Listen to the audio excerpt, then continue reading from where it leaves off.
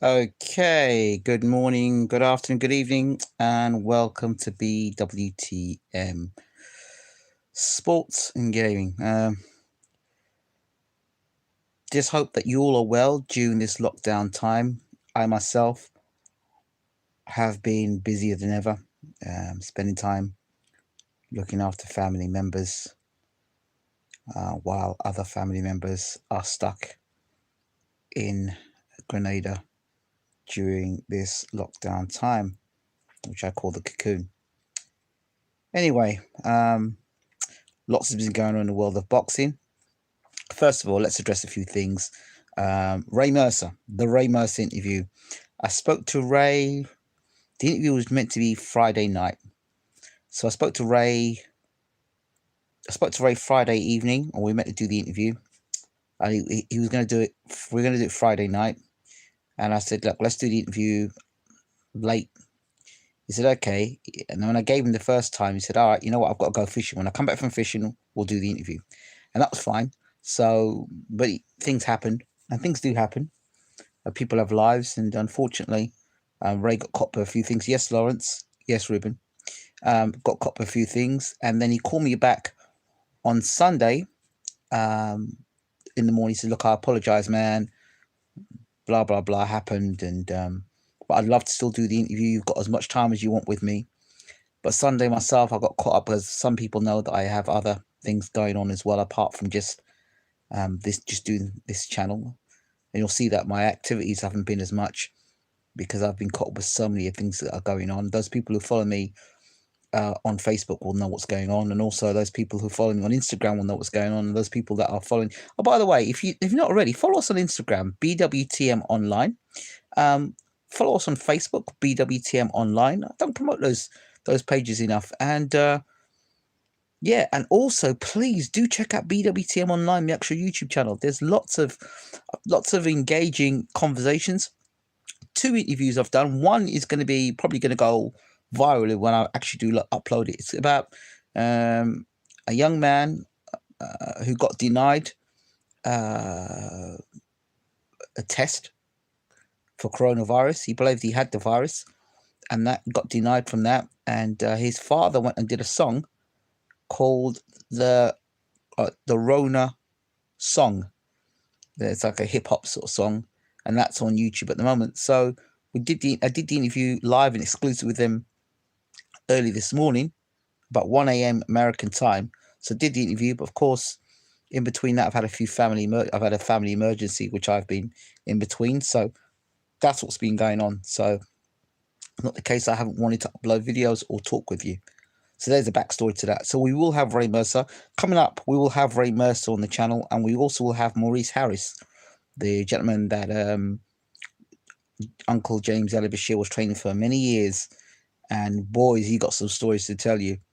And a lot of heavyweights in that era didn't want nothing to do with Maurice Harris, and sparring some legendary names, and they themselves really didn't want any piece of Maurice Harris. And they all will tell you that Maurice Harris could well have been heavyweight champion of the world. So it will be an interesting take on him. Of course, we've got the former Olympic gold medalist and WBO heavyweight champion of the world, Merciless Ray Mercer. So we'll have him on the channel as well. So I'm looking forward to having him on the channel. And there's a couple of other names, legendary names, multiple weight world champions that will be coming to BWTM Sports as well. This is for you, particularly the members. I believe that we need to give you even more. So when these interviews do pull off, and they will pull off, you know me, I'm a man of my word.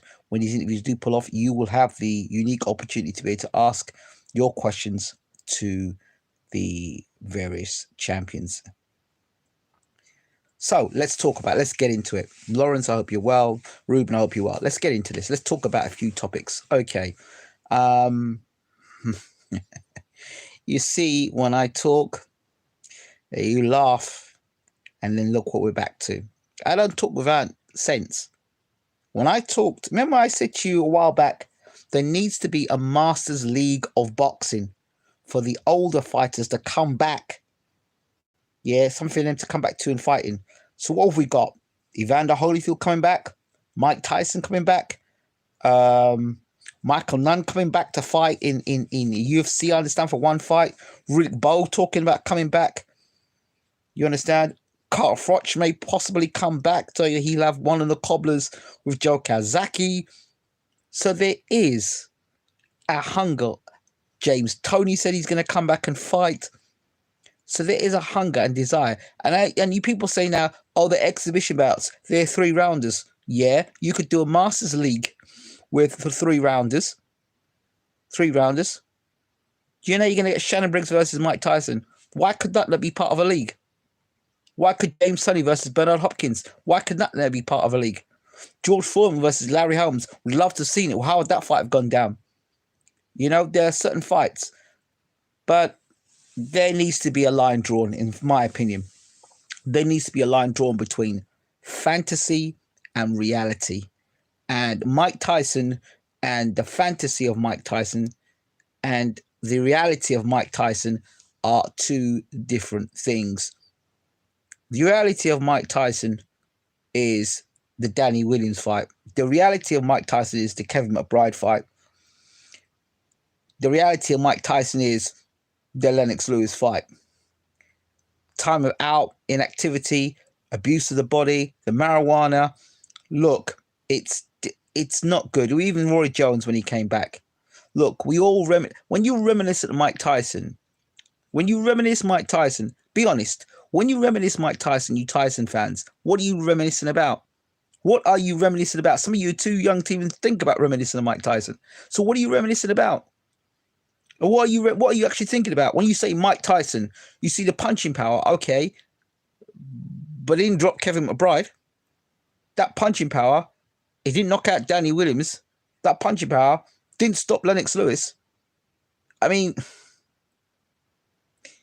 this is what I'm saying. So seeing him on some pads is great.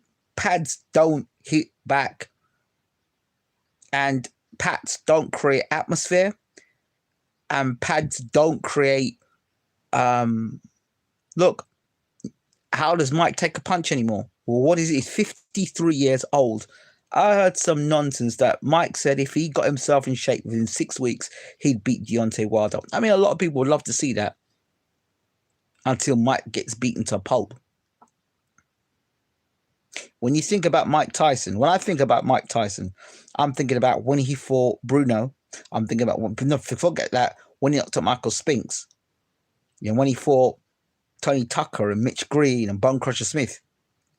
That's the Mike Tyson I'm thinking, the 21-year-old Mike Tyson. This guy's 53 years old.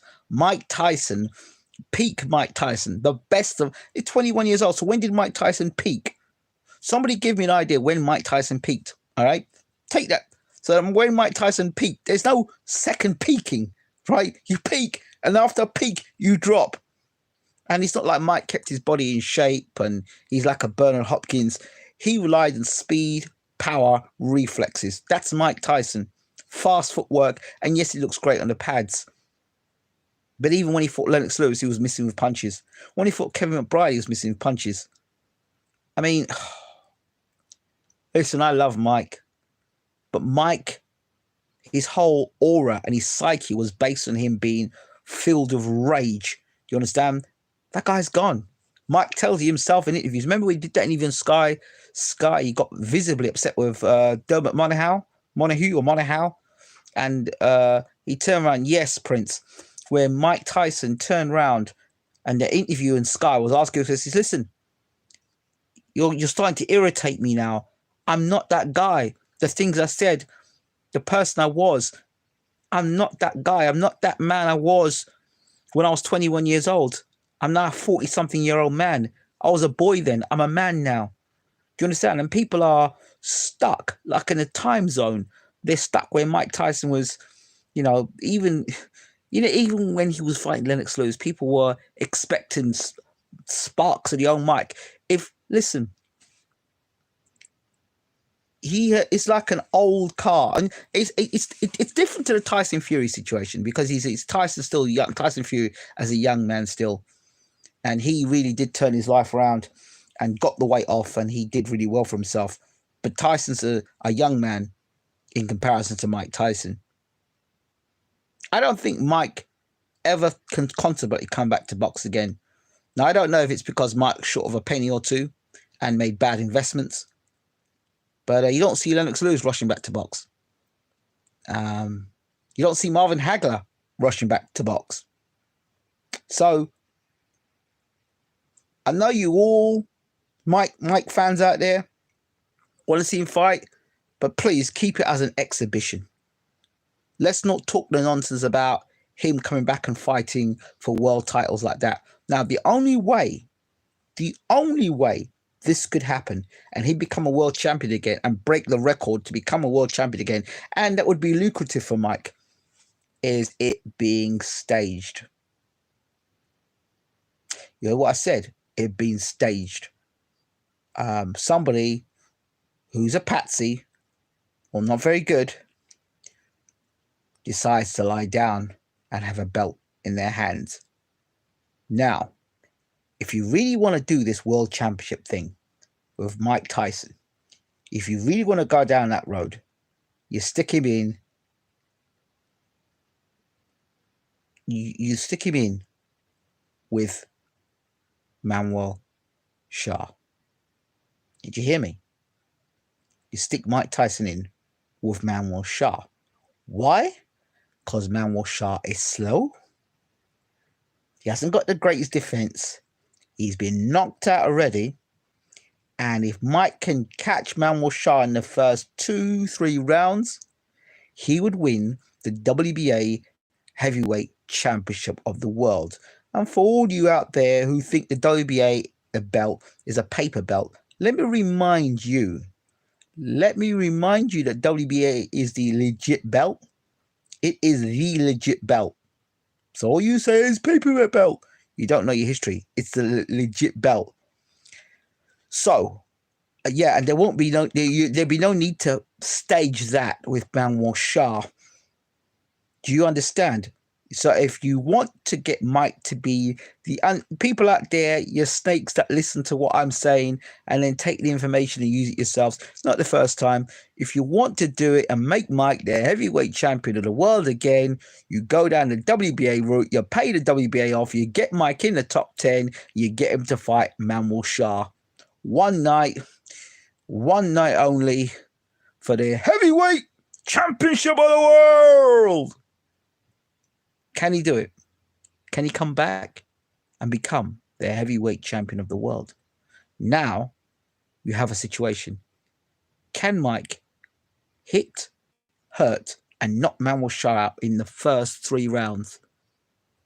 For 3 rounds. Now we're talking about a little bit more realistic. Manuel Shah's not the biggest puncher. He's not the most elusive. And Mike detonating that right hand on the chin of Manuel Shah is something that people will wait for. It's almost like when George Foreman fought Michael Moorer. But for Michael Moorer, he's had a chin problem against the big guys. And it was like 2 and 2 plus make 4. If Foreman connects on Moorer's chin and Moorer stands in front of Foreman, he's in trouble. And Moorer had a tendency to want to be macho. He was a macho type of guy and stand right in front of Foreman. And Foreman all manned him. He said, well, it's only a matter of time before I drop one of these big bombs on him. And there was no way Moorer was going to knock George Foreman out. So he just waited, bided his time, knew that Moorer would lose concentration, and then boom. Come on, behave yourself. Logan Paul just got smashed in a sparring session. Behave yourself, man. There's no history to that. And why would Logan Paul even think about fighting Mike? You see, this is stuff that's ridiculous. Logan Paul versus Mike Tyson. Who the heck wants to see that? Who the hell wants to see that? You could fight for the heavyweight champion of the world against Manuel Shah, and you talk about Logan Paul. Come on, man. Don't. It's just as bad as Mike come back to fight a rugby player. He'd do that in the gym. Come on, exactly. You see, people, you never know how silly somebody is until they actually go and type something down like that. Logan Paul. You can see the time. You can see we're talking something real constructive here, and we got this guy in the room talking about Logan Paul. Jesus. Anyway, back to some sensible talk. I think Mike Tyson should be nowhere near any YouTuber. Absolutely not. None whatsoever. I don't care. YouTubers should stay to fight in YouTube unless they're going to take the professional career seriously. No. You know, man was shy as the heavyweight champion, with a legit belt. I don't care what anybody tells me. That belt's legit.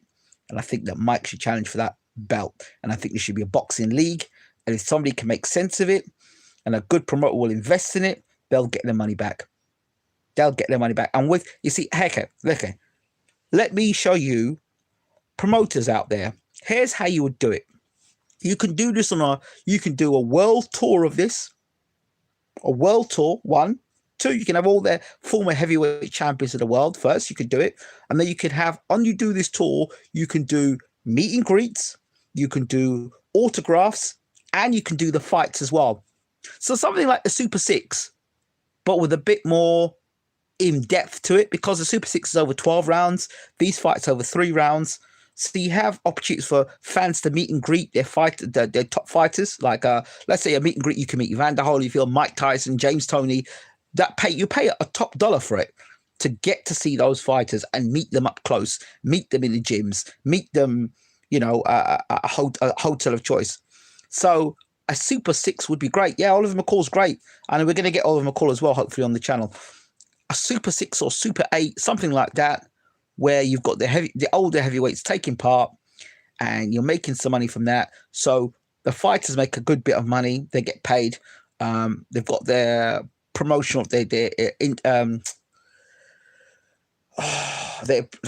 basically the properties. I can't remember the name of it, like intellectual properties. Is it intellectual? It could easily be intellectual properties. So they own the rights to their name. They own the rights to their image. And these fighters can get their money back, make some money in their careers, you know, this other part of the career. I mean, meet and greet, and that can then obviously open opportunities for fighters to do maybe commentary, or fighters to become trainers, or fighters to do other things as well. Get to know their story, because a lot of these older fighters, people kind of forget because of the new fighters. And I think this would be something that would open the doors to. That's how I would, if I had the time and I was a promoter, that's how I would do it. So it would be, when you come to see, it'd be an event, okay? It would be an event, and I would make it a pay-per-view event, hosted around the world, different fights, different venues. Maybe the first series could be held in the Middle East. The second series could be done in London. The third series could be done in America. Or, you know, or series of fights. Do you understand? That would be great. And you have to do it for a certain amount of time. But really, what brings it together is the opportunity to meet those fighters, get the autographs, press conferences. Really do that and really jazz it up and make it something special. And then what you do on the commentary is get those old school commentators back. Sean O'Grady, bring him back. Bring all the old school commentators back, and the old school fighters, bring them back. Do you understand? Get fighters that are fighting in the tournament to talk about it. So you could have Shannon Briggs on the mic, or Evander Holyfield talking. Those who are able to talk and are able to be heard and are articulate still, get those guys on the mic. Get them talking boxing. Do you understand? And do face-offs as well. So Mike's face-off with Shannon Briggs, or like Ray Mercer versus, I don't know, David Tua. I think it's a great idea. And I think with the program as well, I think there needs to be an investment or something there, so the fighters can have something for when they retire, or something for just in case they get injured. There's money there for them as that. And I think enough money can be raised within boxing to make it happen right, with the right promoter who's not going to try and rip people off. You understand? A fair promoter. So I'm sure if you put these fighters together, they'll know the promoters they can trust. They know the promoters, and there'll be some good trainers as well. Good trainers out there that would get the opportunity to work with these old fighters as well, because the old school fighters will know of old school trainers that would give old school trainers the props that they deserve that they're not getting. It'll be good to see some old trainers coming out and training fighters. So I think the whole Master League would work. No. Don't want to see that. I don't want to see that all. I would like to see somebody else doing a promotion like that. I'd like to see, I don't know who yet. Could PBC pull it off? I don't know. Could Bob Aaron pull it off? I don't know.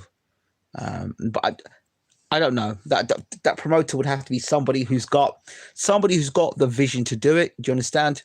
And not just doing it for a quick quid. No, you need somebody who's going to do it, who's got some vision, some genuine vision, not somebody who's going to take an idea from somebody else, run with it, and steal the idea. You need somebody who's got vision, a visionary. There are people that are visionaries, and there are people that are copycats. Know the difference. A visionary can see the plan from the start and see it through to the end. A copycat is a guy that listens to something on the fly, which I know they do, listen to it on the fly, and then, I like the idea. I'll make a quick go at this one, mate. And try and jump on it afterwards. But their heart's not there for it. That's why it's not going to work. So you need somebody who genuinely wants to see the development of older fighters and the well-being of older fighters. Do you understand? Think about it. In the super middleweight division, Carl Froch, Chris Eubank Sr., Nigel Benn, that's only 3 rounds. Joe Calzaghe, Roy Jones Jr., 3 rounds. 3 rounds. How would Calzaghe have done? How would Roy Jones have done with Chris Eubank Jr. or Senior? That would be interesting. That would be interesting. I'm still waiting to see if there's ever been a boxing bout where father and son have gone to war. That'd be interesting. Father and son and brothers. I don't know if they've had brothers fighting one another. And if there's any historians, people who are a little older than myself or are connoisseurs of boxing, would be able to let me know if any brothers have fought one another, and if any father and sons fought in boxing. That would be interesting. Together against one another. I'm not talking about eras. So that's the Masters League out of the way. Now, as we carry on about the Masters League, hey ho, guess what we're talking about now? Evander Holyfield making his comeback. He's going to be doing some exhibition bouts. Same old, like I said before. Master League. Mike Tyson, Evander Holyfield coming back. Here's another one. Vladimir Klitschko will make his comeback for sure. Vladimir Klitschko next year will come back. If Mike Tyson doesn't come along and become a heavyweight champion of the world, then Vladimir Klitschko will come back. I don't know if Vladimir comes back to become... What about... well, I just talked about it, GB Boxing. You've probably just come in the room, but I mentioned it a long while ago, a Master League of Boxing. So I believe that Vladimir Klitschko will come back next year. I believe so. He hasn't left. Vladimir Klitschko hasn't left the gym. I don't want anybody saying they told you so. I told you so first. Vladimir Klitschko hasn't left the gym. He's kept himself in optimum shape since he fought Joshua. He's not really left the gym. He's been training and keep himself in shape, and he is in good shape. So expect Vladimir to make a comeback next year, as long as Vladimir is well and healthy. Vladimir coming back next year. Well, I don't know about all that bit, but Vladimir come back to fight. First of all, evening, Ingram. How rude of me. No, bro, it's cool. It's good to see you in the room anyway. It's good to see you in the room. Yeah, I was just saying to everybody that Ray Mercer will be on the channel. Ray got caught up in he was meant to be on the channel, did some fishing, and some other things happened, and he couldn't get back. And then Sunday, he called me. Sunday morning, he called me to apologize. I said, yeah, let's do the interview, Ray. And I've been, it's just a matter of timing. That's all. So we'll have Ray Mercer on the channel. I'm looking forward to that. And some other legends coming through. What I might do is just surprise you all and just make sure make sure you're subscribed to the channel. Make sure you hit the notification bell so that when these live shows happen, and they could happen quite spontaneously, like bang, and interviews there, at least you know what's going on. So yeah, of course, if you remember, for those of you trying to get in and listen to these shows and add your 2 pence piece in, you want to talk to champions when we do these interviews, then please sign up, become a member. So when we do these live shows, you are able to talk and ask your questions to the champions. You can ask as many questions as you like. Okay, so that is Mike Tyson, Evander Holyfield's comeback. Next up, Oscar De La Hoya and Conor McGregor. I think Conor McGregor really wants to get himself hurt. So Floyd Mayweather is one thing; he's a defensive wizard. And if Conor had fought Floyd, Pretty Boy Floyd, he'd have got destroyed. Oscar De La Hoya is a different type of fighter. Oscar will bring the fight to Conor, and the first mistake Conor makes, De La Hoya will make him pay with one left hook. Won't be long. One left hook from De La Hoya. One good timed left hook on McGregor's chin, and he's going to wish he was getting his ass handed to him like Khabib did. I'm telling you, if Conor McGregor decides to step in the ring with Oscar De La Hoya, he's going to get seriously hurt. Styles make fights, and Oscar De La Hoya will seriously hurt Conor McGregor. Seriously hurt Conor McGregor. I'm telling you. Seriously hurt him. De La Hoya, Olympic gold medalist. Also, although he got beat by the very best in the division, the one thing he does have is that left hook. And God forbid, Conor McGregor, with that shocking boxing scar he's got, Oscar will hit him with a right hand left hook combination. And as I said, he'd be wishing he was back in the octagon. This guy's already got beat by Floyd. It wasn't for me a competitive fight because Floyd was carrying him. What gives this guy the right? He's not achieved anything in the world of boxing. What gives him the right to be coming back and fighting in the boxing world? Nonsense. Making mockery of the sport. An absolute mockery. I remember when they were talking about him and Pacquiao. What makes it right for him to jump the queue because he did something in UFC? Come on. Stop it. But I hope Oscar cleans him out, and hits him with that left hook, and it's the end of Conor McGregor in boxing. I don't want to hear nothing about Conor McGregor because I don't want to be one sitting down watching Conor McGregor win a staged fight. And this is what we're getting to in boxing: staged fights. Well, England have been staged fights before, I know, but when it gets as blatant as this, where Conor McGregor can sit on it in the UFC and do an interview and talk about, one day I'm going to win a world title. When he can sit there with the confidence and say that, and my man, there are guys who are better boxers than him, who put much more effort into the world of boxing, right? I'm not disrespecting his ability in mixed martial arts, but let me tell you something. Mixed martial arts and boxing are two different things, okay? There's a lot of conversion you need to do. He's switching from being very chest on to side on, lots of adjustments. And yes, there are fighters who've gone and done it, but they've actually plied their trade. You know what I mean? We've seen it go right, we've seen it go wrong. We've seen it go right with the likes of guys like Vitaly Klitschko, Dillian White. These are guys that have got it right. And we've seen it go horribly wrong with people like Pele Reid. You remember Pele Reid? Conor was getting bashed up in sparring. Yeah, I know.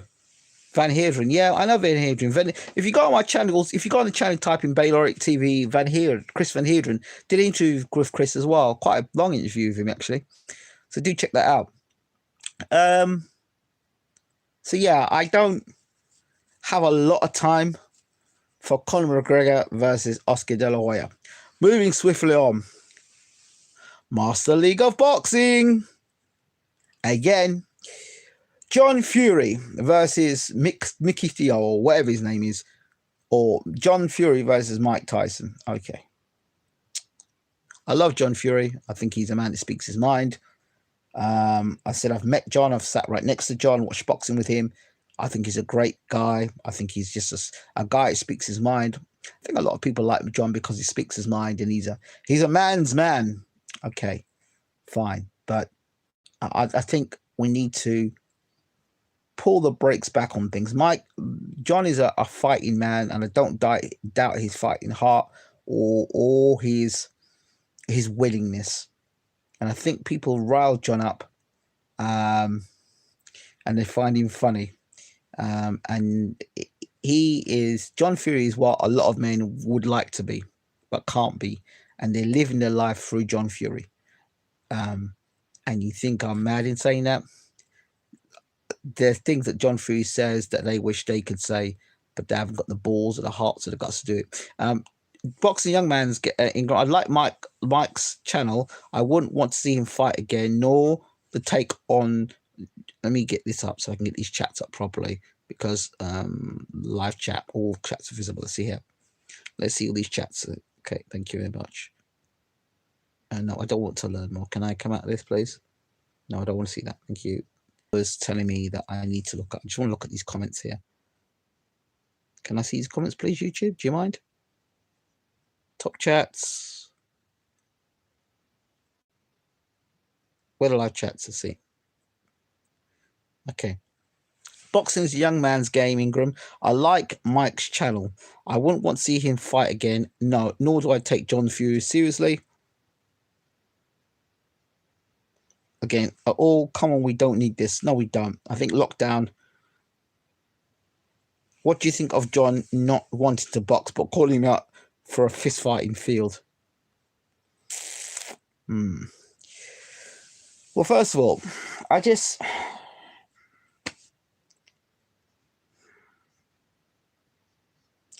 I said, I think John Fury is what a lot of men aspire to be in terms of his the way he carries himself. So I think a lot of men aspire to be like John Fury, but can't. That being said, I think it is great that Tyson Fury has a dad like John Fury, in the sense of, a dad you really won't want to mess with, all right? And that's great. And I think promotional-wise, it's great. But there has to be a line that's drawn. And I'll explain this. Promotionally, as long as John Fury keeps talking, that's great. What I don't want to see is a situation where it goes wrong and he is on the end of a hiding. I wouldn't want to see that. I'm not suggesting that he would be on the end of hiding, but I wouldn't want to see it. Just like I won't want to see Mike Tyson on the end of a hiding either. I just don't want to see it. I'm not saying John Fury can't handle himself. I'm not saying John Fury can't fight. I'm not saying John Fury can't look after himself. But I just don't want to see a situation like that. I just don't. And I don't think it looks good, because that will follow Tyson Fury around with him. Oh, your man got beat up. And you don't really want that. So I think there's a mystique about John Fury that needs to stay right there. Let it be, people talk about him, and let it be that be talk and no further than that. If it's charity, then fine. Let us leave it as that. Let it not overspill into something else. Okay? Because now we're talking something that is not really what the sport's about. So I'm very cautious when we talk about this John Fury and Mickey Dio and the Mike Tyson thing. Fine, but I don't think it's realistic. I don't think if you were to put prime Mike Tyson in with John Fury, well, you wouldn't. You wouldn't. I mean, you really wouldn't. If you think, and that's not being disrespectful to John Fury, but when you're looking at, this is stats alone, nothing to do with the man can fight or not. This is stats alone. You wouldn't put John Fury really in with Mike Tyson as a real fight. You wouldn't put John Fury with people like Evander Holyfield or Lennox Lewis. Yeah, you just wouldn't. And that's just looking through BoxRec, and that's just that. So I just think that is something that is more. There's a lot of. I'm not saying John Fury wouldn't fight to the death, and I'm not what. Just because somebody will fight to death and say they fight to death, it doesn't necessarily mean we have to see them fighting to the death. Do you understand what I'm saying here? And I don't want to see that. I don't want to see it. I'm not interested in that. For charity, for 3 rounds, yeah, you got to hype it up and make a bit of money, hype it up. And for a charity match, yeah, I get that. I hear that. But we're all going down a road here, which my old good friend Damon Feldman, he did the thing with was it Vanilla Ice he did it with, and Todd Bridges or something like that. I remember Todd Bridges from Different Strokes and The Fridge. They had a lot of stuff in America, and Damon Feldman was celebrity boxing. If you go on Bwtm Sports, you'll see an interview of myself and Dave. 2 interviews. One recently with one of those. She was a porn star that turned model, or model turned porn star turned celebrity, and she was getting sued by Damon Feldman for breaching a contract. I can't remember the girl's name again, but she wasn't liked by many people, and yeah, that's on the channel as well. So Damon Feldman, has done a lot of celebrity boxing, but you can see that we're going down that road. It's getting there. So yeah, let's see the chats in the room. Let's see all the chats in the room. A second. Let's see what's going here. Yes, Hamza, brother. Good to see the room. I've liked Tyson growing up into the man he is today, and it would be nice to see Conor do good things in boxing too. Yeah, with it. Well, somebody's got to wish him well in boxing. If all these John Fury fans saw his boxing record on someone else, they'd be a bum. But you see, this is what I'm saying. This is where I think, to me, okay, John Nemesis was a fella called Malpass. These two had some great fights. John is no mug, in my opinion. Neil could have gone all the way. He has a son called Conor, very good all-rounder. Right, now I understand. Conor McGregor and Conor. Right, I get you now. Now it makes sense. Conor, which is Conor Malpass. Wait, Conor Malpass? I did an interview with Conor Malpass. He's on the channel. I've met Conor. I met Conor in Sheffield.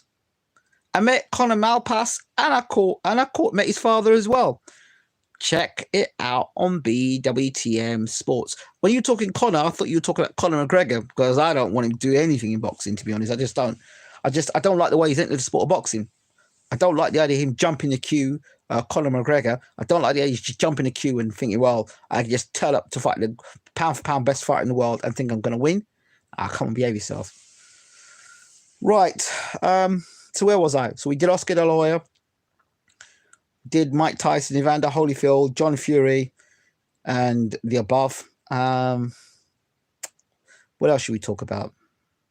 Yeah, Gervonta Davis. Listen to me. I will say it before, and I will say it again, and I'll keep on talking about Gervonta Davis. The guy's a decent fighter. Are we going to see, is Gervonta Davis going to go down the roads of Adrian Broner, or is he going to go on to be something special? I don't see Gervonta Davis being something special. I think a lot of these guys are fighting mediocre opposition and getting high ratings for fighting mediocre opposition, getting their heads blown and swollen out of proportion, and then when they fight real top opposition, getting blown out of there. And this is something I can see happen with Gervonta Davis. I just don't think he's that good. I think he's decent. I think he can punch a little bit, but I don't think he's that good. I don't think he's that dedicated to the sport. And I just think that when you're coming in overweight, and from the stories I'm hearing that he does his own stuff, that's just, when you reward bad behavior or indiscipline with money, that can only lead to one thing, that you continue being indisciplined. You learn to be indisciplined. You have a habit of being indisciplined until you meet somebody who's well disciplined. That will, as we say in the Caribbean, cut you behind. There is no shortcuts in boxing. And these people that look, there are a lot of fighters today that are getting pampered. A lot of fighters today are being made very comfortable without fighting anybody. No names being mentioned. A lot of guys out there fighting absolutely nobody and getting paid some good money for it. And good luck to them, because it's a hard sport. it's a hard sport, and it's a tough sport. It's a tough sport, but this generation of fighters are soft in comparison. Soft.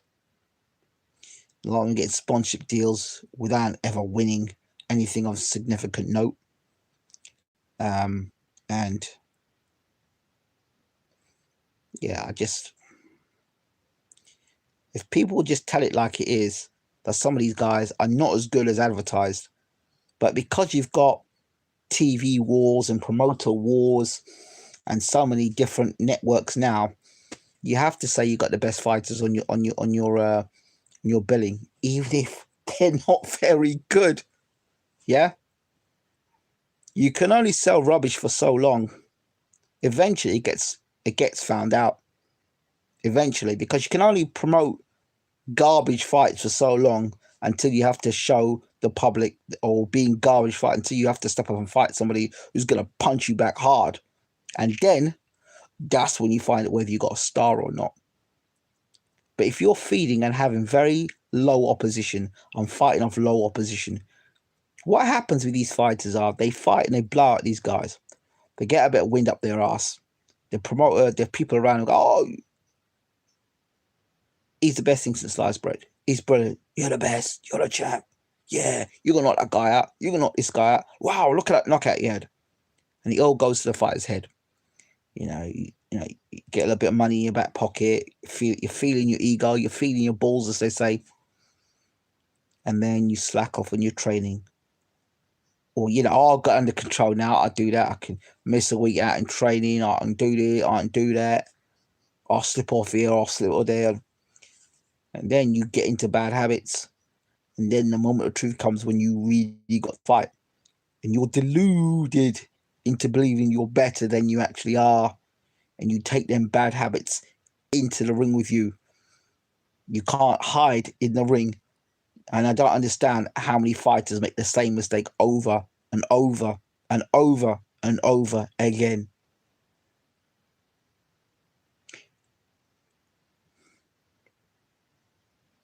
Get in the ring and they let the fans down. They're overmatched. You see, what happens here? These guys think they're getting the money in, but the promoters got to get their money back.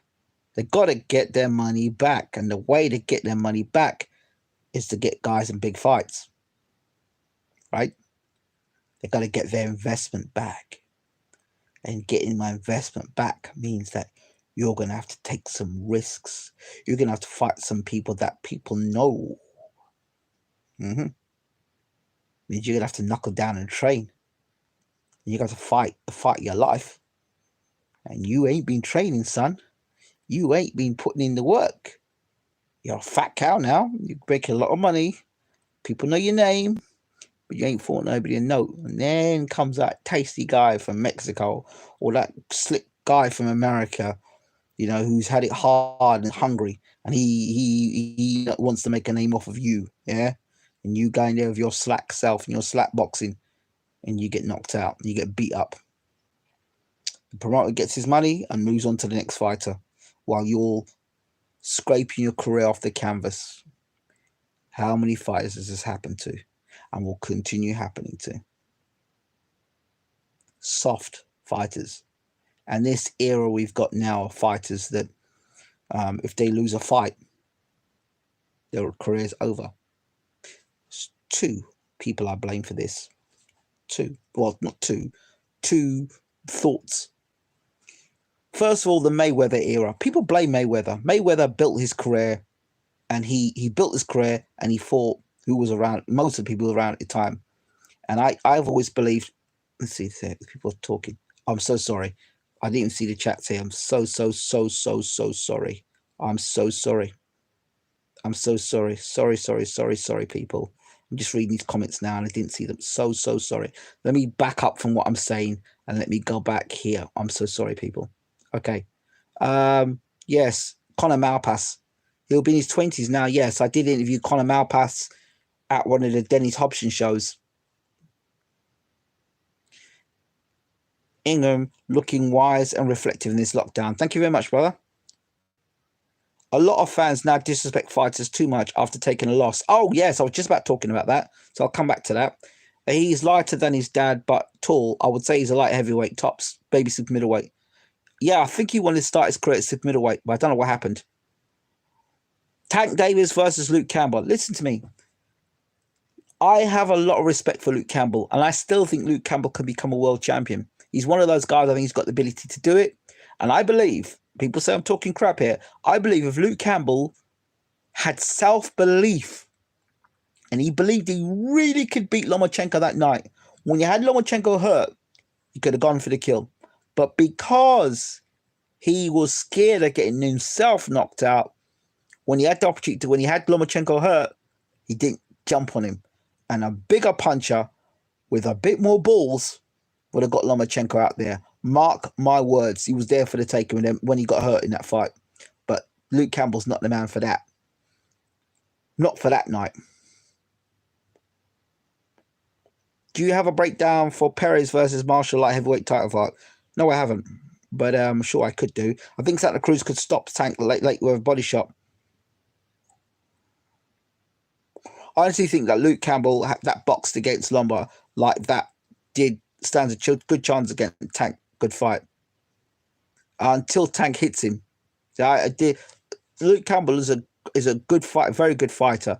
My problem with him is his ability to absorb punches from a huge puncher. I think Lomachenko's not a big puncher. I think he's a cumulative puncher. Tank is more savage. If he can negotiate Tank and hurt Tank, it's a damn good fight.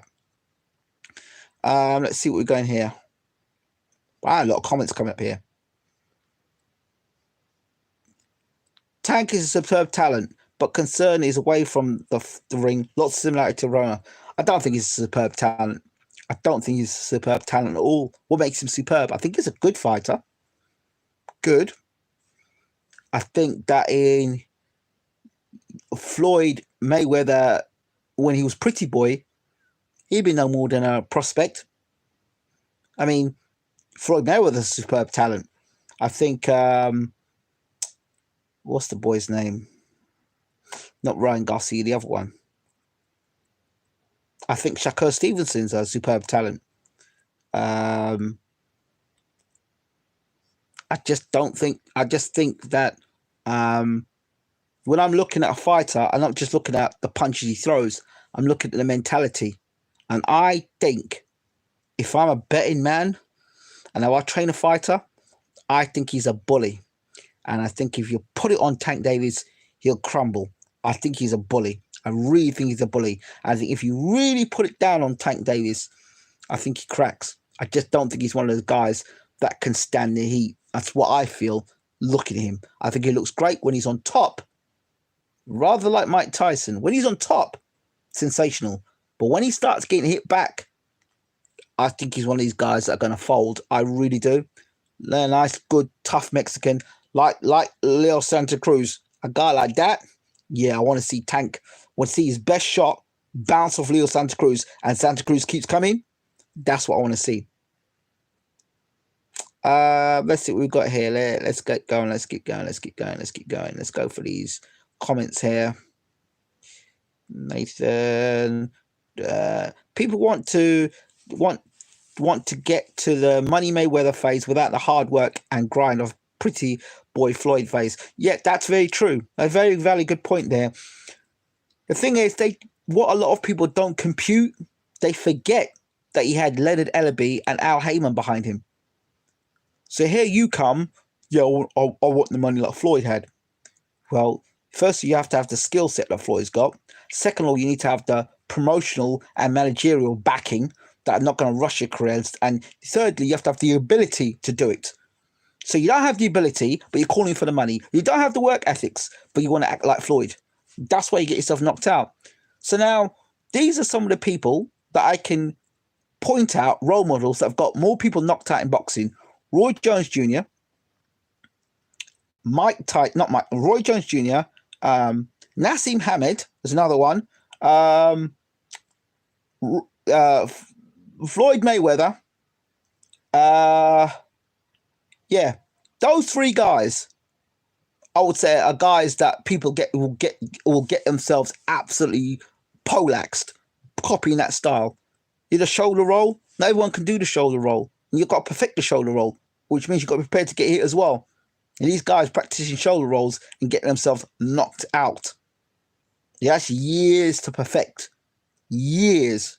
Not a couple of weeks. Not watching it on YouTube. Years. You understand? And these guys are deluded. Deluded. You know, you watch a couple of things on YouTube, you watch a couple of fights, and you think, yeah, I can do that. Yeah, okay, go on, son. That's why, you know, you have great trainers, do you understand? And great application. You have to listen to your trainers. You have to listen to, and the trainers have to be able to know what they're talking about as well. It's not just, oh, mate, I watch it on YouTube. We just go in the gym and work it out. It don't work like that. It don't like. In coaching, you have to know what to coach, why to coach, when to coach, and how to coach. Right? And these are all the things that we need to look at. And one, what, when, how, why. And when we look at as a coach, is the student able to listen? Is the student able to take it in? Is the student able to capitalize on it and work and improve on it? And most guys can't and won't and don't have the patience for it. We're in a McDonald's season where of people that they want things right now. They haven't got the patience to spend years over it. Floyd had patience and years to work with these things with his uncle Roger. Do you understand? And there's a partnership and a relationship that's there. Today's fighters in the UK haven't got the trainers. Fact, they haven't got the world-class legendary trainers, the quality of trainers. Not just hold a set of pads up and say, get off your left jab, mate. It's a lot more than that.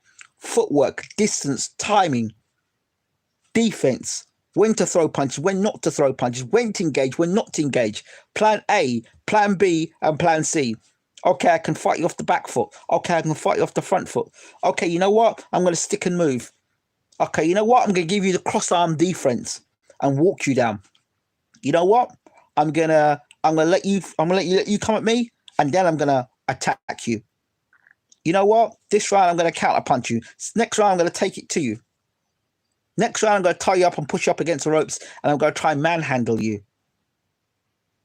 In between one of these 2 or 3 rounds, I might be trying to whisper in your ear and talk and get you mad. You know what? I might, for the first 4 rounds, hide my right hand from you and just pop the jab at you. Pop the jab at you. And just tap you with the right hand. And maybe in round 4 or round 5, I'm going to catch you with the right hand. Or I'm going to set you up with a left hook. I'm going to set you with a left hook. You know what? I'm going to let you throw. I'm going to think I'm throwing the right hand. I'm going to go on the left hook. Different strategies. I'm just breaking things down for you. Different A, B, C, D. When you hear these fighters say, oh, I've got a plan B, but you go and watch them fight, they've always got a plan A, fighting the same way over and over again. Where's the plan B? There ain't no plan B because the trainer ain't got a plan B. If the trainer hasn't got a plan B, how do you expect the fighter to have a plan B? You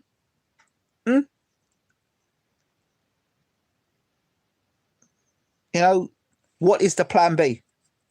So your fighter now cannot knock a guy out. Now you need to box. Okay, you need to box off your back foot. Off the back foot and use the jab, circle the ring. Have you prepared for that in training? Or have you just prepared to blast the guy out in a couple of rounds? Have you prepared for that?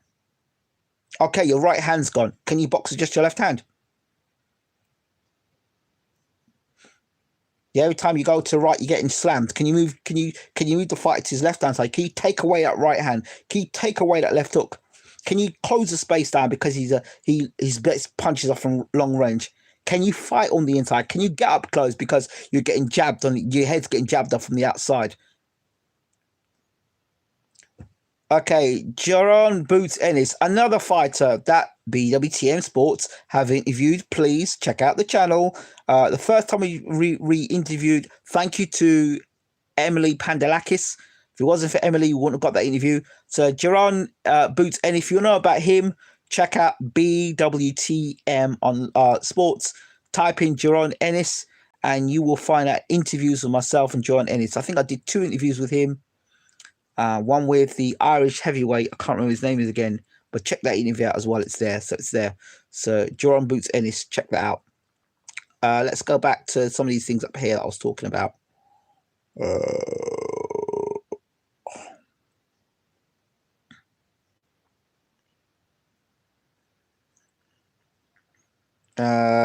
An L for Tank is more damaging than an L for Broner. It is. Broner will still get big fights. I said before, Broner versus Floyd, look out for it because he sells, etc. But like you said, he has 4 losses, just a few more before more fights, then retire probably. Maybe, maybe not. But I think him v Floyd's going to happen. I don't think Long was in danger against Luke, but Luke did do well. Yeah, you'd say that. He was hurt. Lomachenko was significantly hurt in that fight. And yeah, even Stevie Wonder could see that Lomachenko was hurt in that fight. Let's see. Thank you very much. Please, if there's any trolls in the room, just remove them straight away. Like this guy, Al Heyman, just get him out of the room. Let's see what we've got here.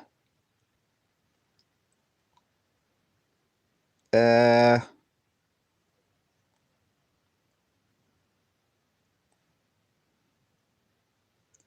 Beast from the East. Did you see him walk through Peters? He could set up for some great fights. Listen, I don't want to hear, me personally, a heavyweight fighter is not just about being big with a big head. I want to see some skill set, all right? A lot of these big Eastern European guys, they're big and they look tough, but when they get hit back on the chin with some real power and meets a nice slick American, a guy who can move around the ring, these guys don't mean very much. They don't. So until these guys show me something where they fight a real live opponent and can beat a guy like a Michael Hunter or a guy who's come to fight, not lie down, a guy who's coming to hit them back, I'm not interested in. I'm not interested in Herkovich, Magna, whatever his name of. No, I'm not interested in any of them. Until they show me something, and beat up Samuel Peters does not prove anything. Until you show me something, you've got to show me something. They say, show me the money, show me something. Show me you come through a fight where you get tagged and you get hurt and you get wobbled and you come back and fight. I think then we're looking at a potential champion. But like most of these guys, they can give it, but when it comes to taking it, I'm talking about, oh, yeah, he took it in the amateurs. I don't care about that. I'm talking about, can you take it in round 9, 10, 11, and 12 when the guy's punching your chin constantly and you can't get out of the way shots? It's all right fighting a guy that stands in front of you and it clubs you to death.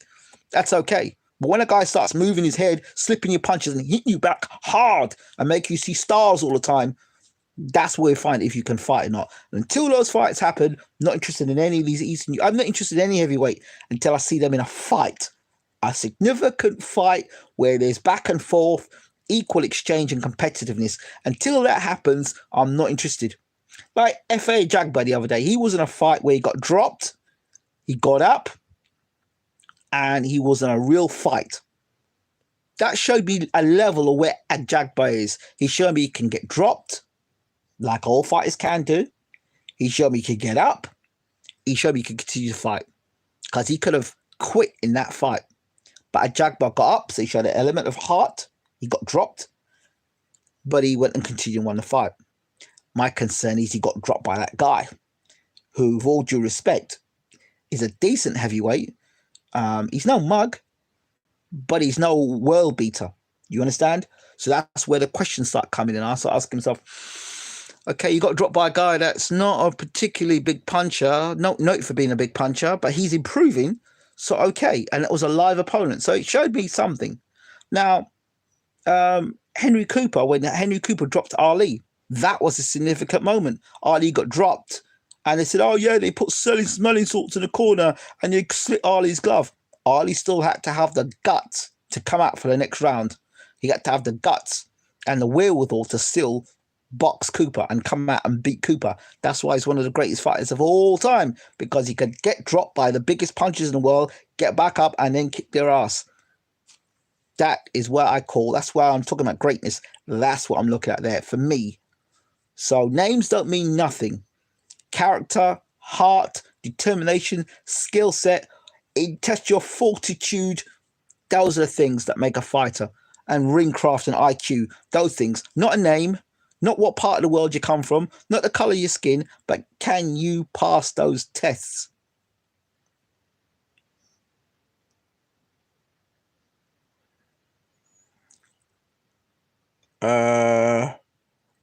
Let's see.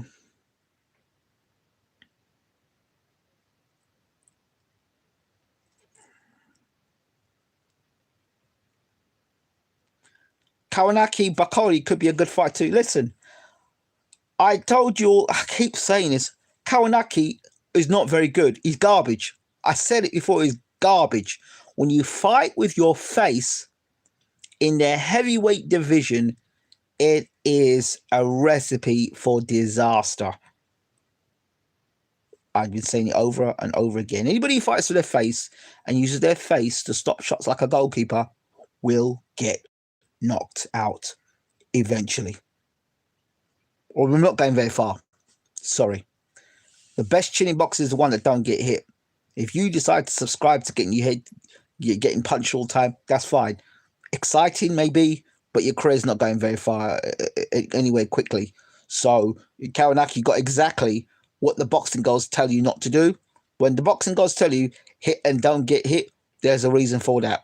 You can make all the excuses in the world. Oh, it was the birth of my child. Listen, you were fighting with your face before that fight. You've always fought with your face. You've not got a very high skill set. And usually guys who don't have a very high skill set fight with their face. Fact. And when I mean a not high skill set, it means they haven't got great defense. Or when they move up a level, they get guys who tag them more and they can't get out of the way of punches. I.e. Mikey Garcia. Mikey Garcia, oh, he's a very good defensive fighter. Really? He's been getting tagged with a right hand all his career. And eventually, Mikey Garcia is going to get knocked out by a guy with a right hand because Mikey Garcia, for whatever reason, cannot get out of the way of a right hand.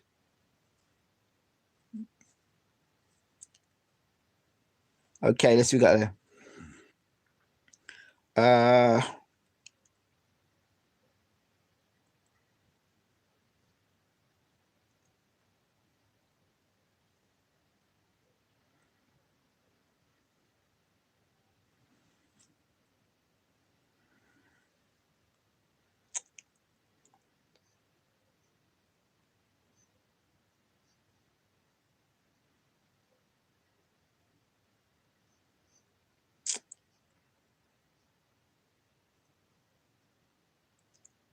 If Ennis beats Ugas and beats him, that puts him in great position. That's a good fight, in my opinion. Yeah, I think Ugas versus Ennis is what I call a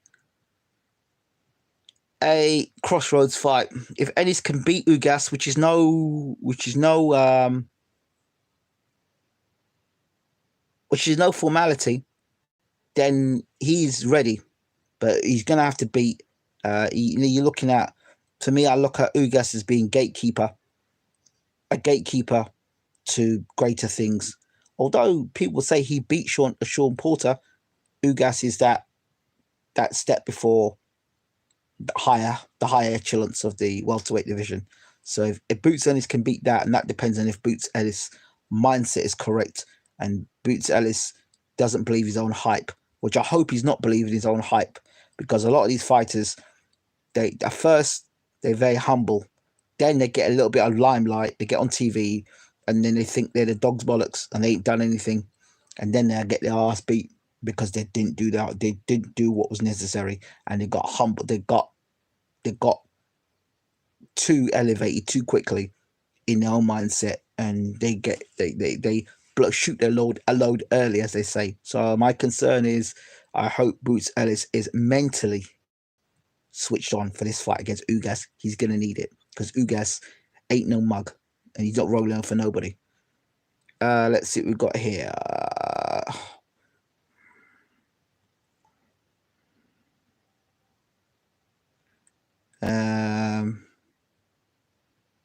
Look, questions here.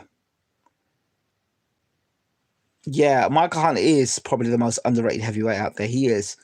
If you haven't already checked it out, please do check out our interview with Hasim the Rock Rackman, and his talk fights with Lennox Lewis, Evander Holyfield, talks about James Toney and PEDs. A great interview with Hasim Rackman, and he says he'd love to be back on the show again. So check out Hasim Rackman, and also check out my interview with France Botha, who also wants to come back and fight Mike Tyson for the second time. That was a good fight, by the way, Tyson Botha. Let's see what we've got here. Let's see. Okay. Ruben says, what do you think of Parker supposedly fighting Lucas Brown? This will be his fourth tune-up in a row, now risk of losing fans. I think that Joseph Parker is being ruined by his coach and manager. I think he needs to get away from him. I would love to see Joseph Parker join PBC. I would like to see him join PBC. I'd like to see him get away from his current management and trainer. I'd like to see Joseph Parker work with a better trainer. I think Joseph Parker has the ability to become heavyweight champion of the world again. He's got a good chin. He's got decent boxing ability. He's got speed. He's got power. He's got the complete package there. He just hasn't got a good trainer. His trainer's taken him to a certain level. And as long as he's with that trainer, we're never going to see the best of Joseph Parker. And that's a damn shame. But Joseph Parker needs to get rid of that damn trainer he's got. He needs a new trainer. I'd like to see him working full-time with a new trainer and working on his defense. He can't block a simple left hook.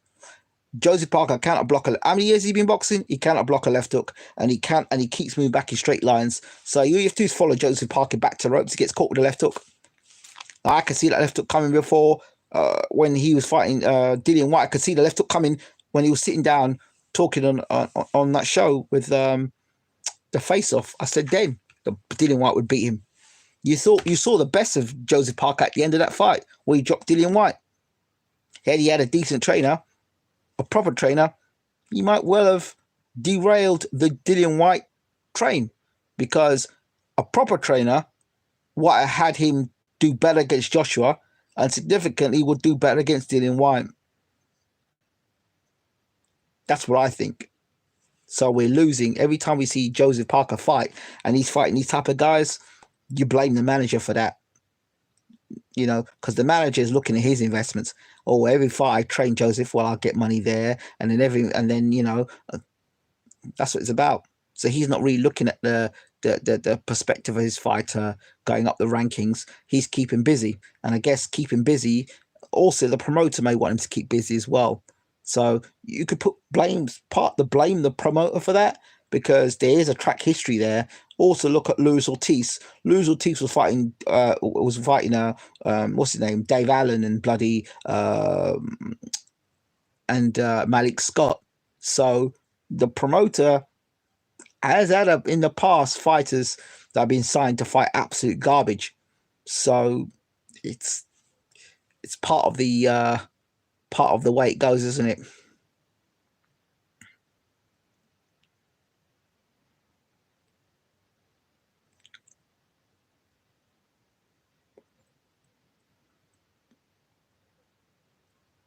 Ajit Caballero versus Otto Wallin. Prickles, that's a good fight. Caballero looked good versus Del Boy, but hasn't done anything since. Del Boy looked garbage that night, to be honest. But no one was calling that Ajit out when he held EBU. That's true. Let's see here. Okay, let's see what we've got here. Let's see what we've got here. Yeah, 90% are on PDs. I would agree there. But then you heard that you don't have to go on the show to listen to that, Ruben. Didn't Hasim Rackman say the same thing?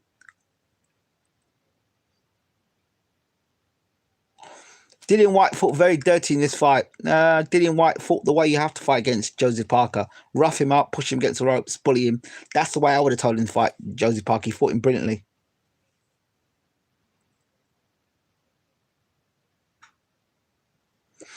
Well, Cash Ali was meant to fight my boy Josh Sunderland in that fight. I don't know what's going on with that fight.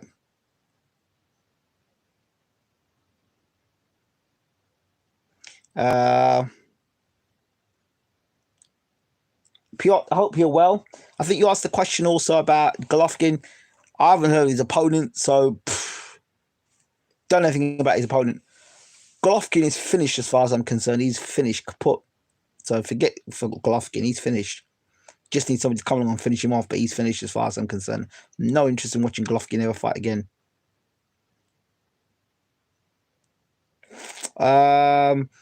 AP Baz Higgins not doing well at the moment financially, needs Parker fight soon to keep afloat.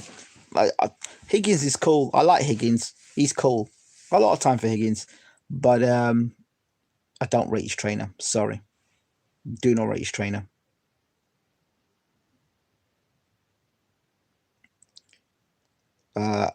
Alan wants Price again. Who cares?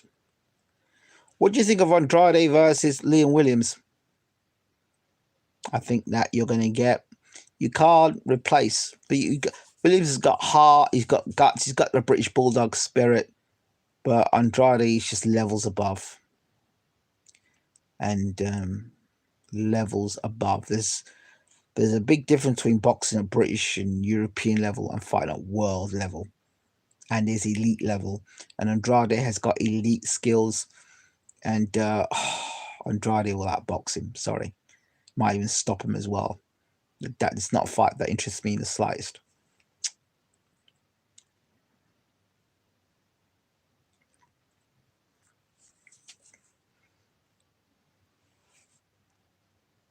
Now, I wonder if we could do boxing shows virtual reality. Virtual reality's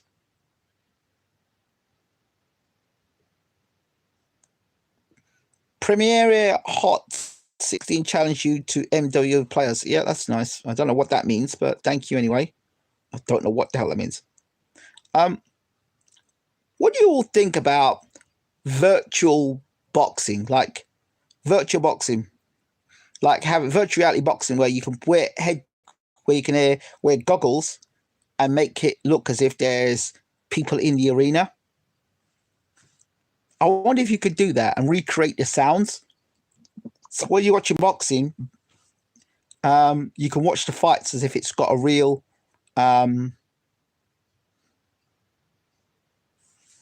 real atmosphere to it without actually having fans there. I think that might be an idea to recreate that. That might work. Let's see. What do you think of the Charlos? They're at risk of falling into the same hole tanking by fighting low opposition for too long. Nah, I don't think so. The other Charlo fought Tony Harrison, so I don't believe that. The other Charlo. See, the good thing about the Charlos is that they talk out, they speak out. Even if it's in anger, they're speaking out. I like the Charlos. I think they're entertaining to listen to. And they're fairly articulate as well. And I think for the most part, are in good shape. They come in and fight. So I like the Charlos. I like them. I like the both of them. I think they're exciting.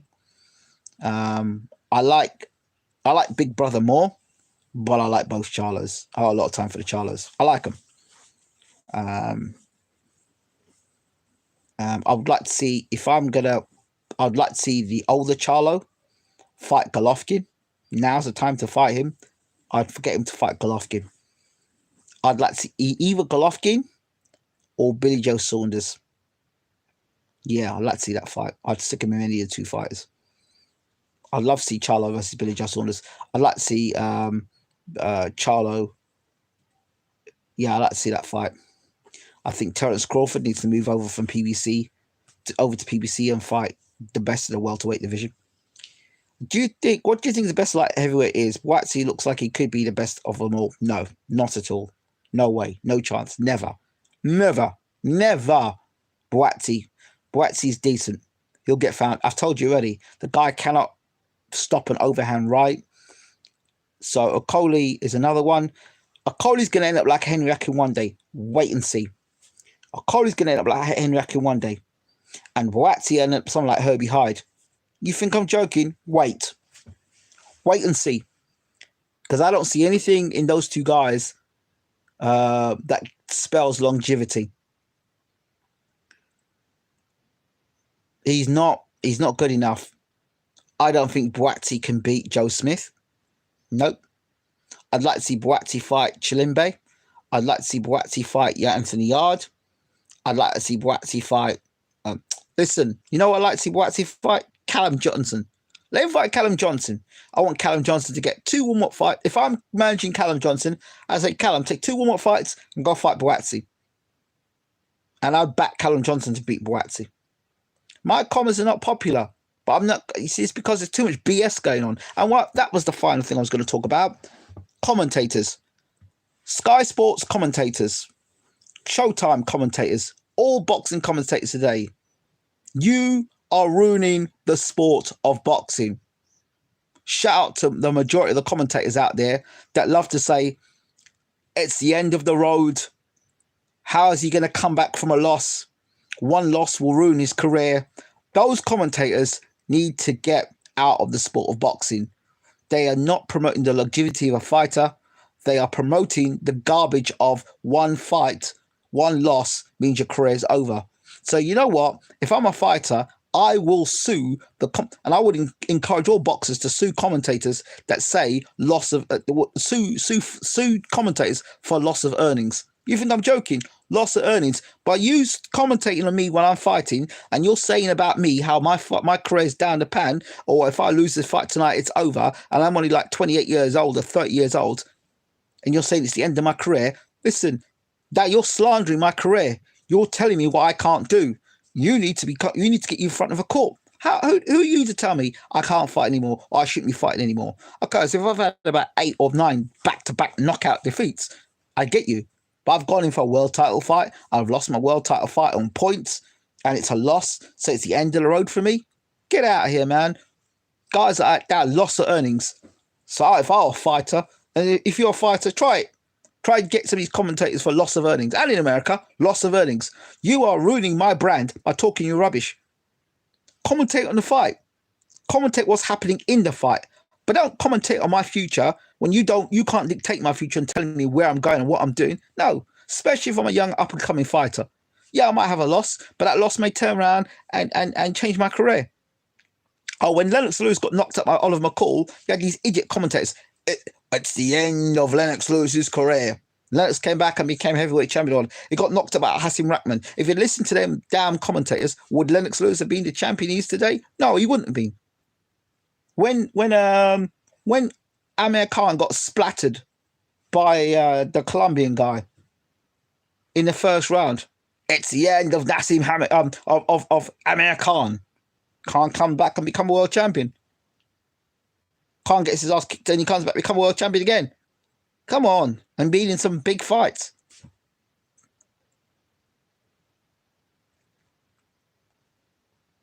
So, I think that these commentators need to be pulled up on the garbage they talk, and they need to be lots of earnings. Then you know what? I'm going to come back to you and say to you, know what? I'm going to talk to you about loss of earnings. I'm going to talk to you about your career, your commentating career. Because I think you're a terrible commentator. You don't call things as you should call them. I'll take you to court on it. Slander. You think I'm talking rubbish? Should happen.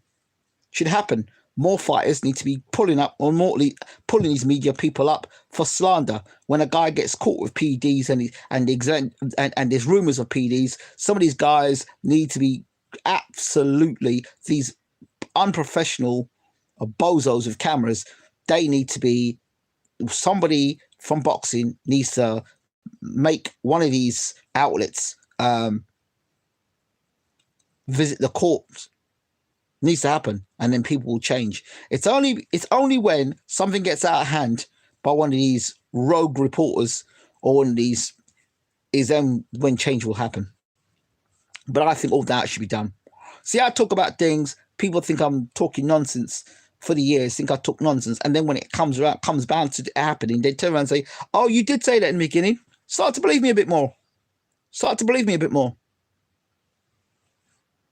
Yeah, the loser between Joyce and Dubois. Well, guess what? As far as I'm concerned, Dubois' career has not been managed the way I'd like to see it managed. Dubois fought a whole load of soft opposition, whereas at least Joyce has had some form of opposition. So I think As far as I'm concerned, I expect Joe Joyce to do a number on Daniel Dubois. I do, because Daniel Dubois has done nothing in boxing. He's been fed patsies for the most part. I like Daniel Dubois. And nonsense about him fighting Deontay Wilder. Behave yourself, man. Come on. Come on. Come on. Nonsense. Garbage. What has Daniel Dubois... Who is he knocked out in boxing? Nobody is significant, no. You guys have got to start to open your eyes up and watch, look, and see. You've got box rec. See the opposition. See the type of guys they're fighting. And look at Joe Joyce. And guys, Joe Joyce was in a fight. Say what you want about Benny Stavern. He was throwing punches back with bad intentions against Joyce. And he caught Joyce a few times. And the guy that fought Efe Jagba dropped Jagba. Joyce walked through those punches. So, come on, man. Stop this talk, man. I see Joyce beating Dubois. It's come too soon for Dubois, and he's not been fighting good enough opposition, in my opinion. So for me, I'll go with Joyce.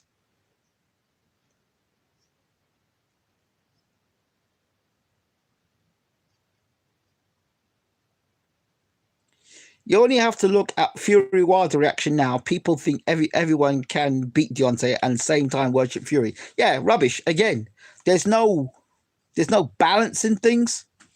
Fury showed us in his Klitschko fight that he could box. He showed us that. He had boxing ability. I just didn't think that he'd be able to make the changes and the significant changes where he went and left from Ben Davison and went to Sugar Hill. It worked a treat for him. But Deontay didn't make the changes. So because Deontay didn't make the changes, Tyson did. That's not Tyson's fault. Tyson came out and looked brilliant that night.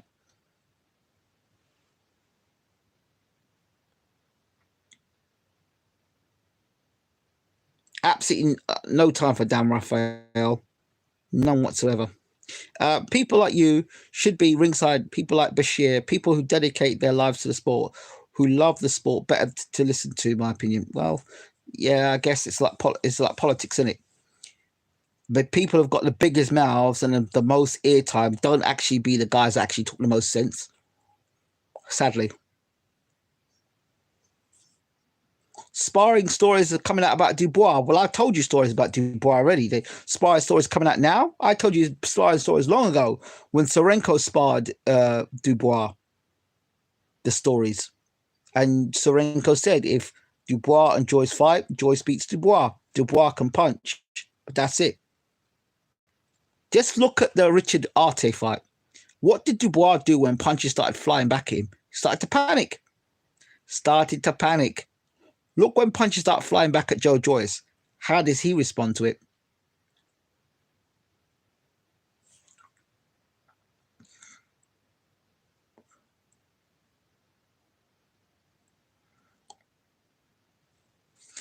Quite a few fighters say Dubois doesn't respond well when getting hit back, probably because I said it already. I told you that already.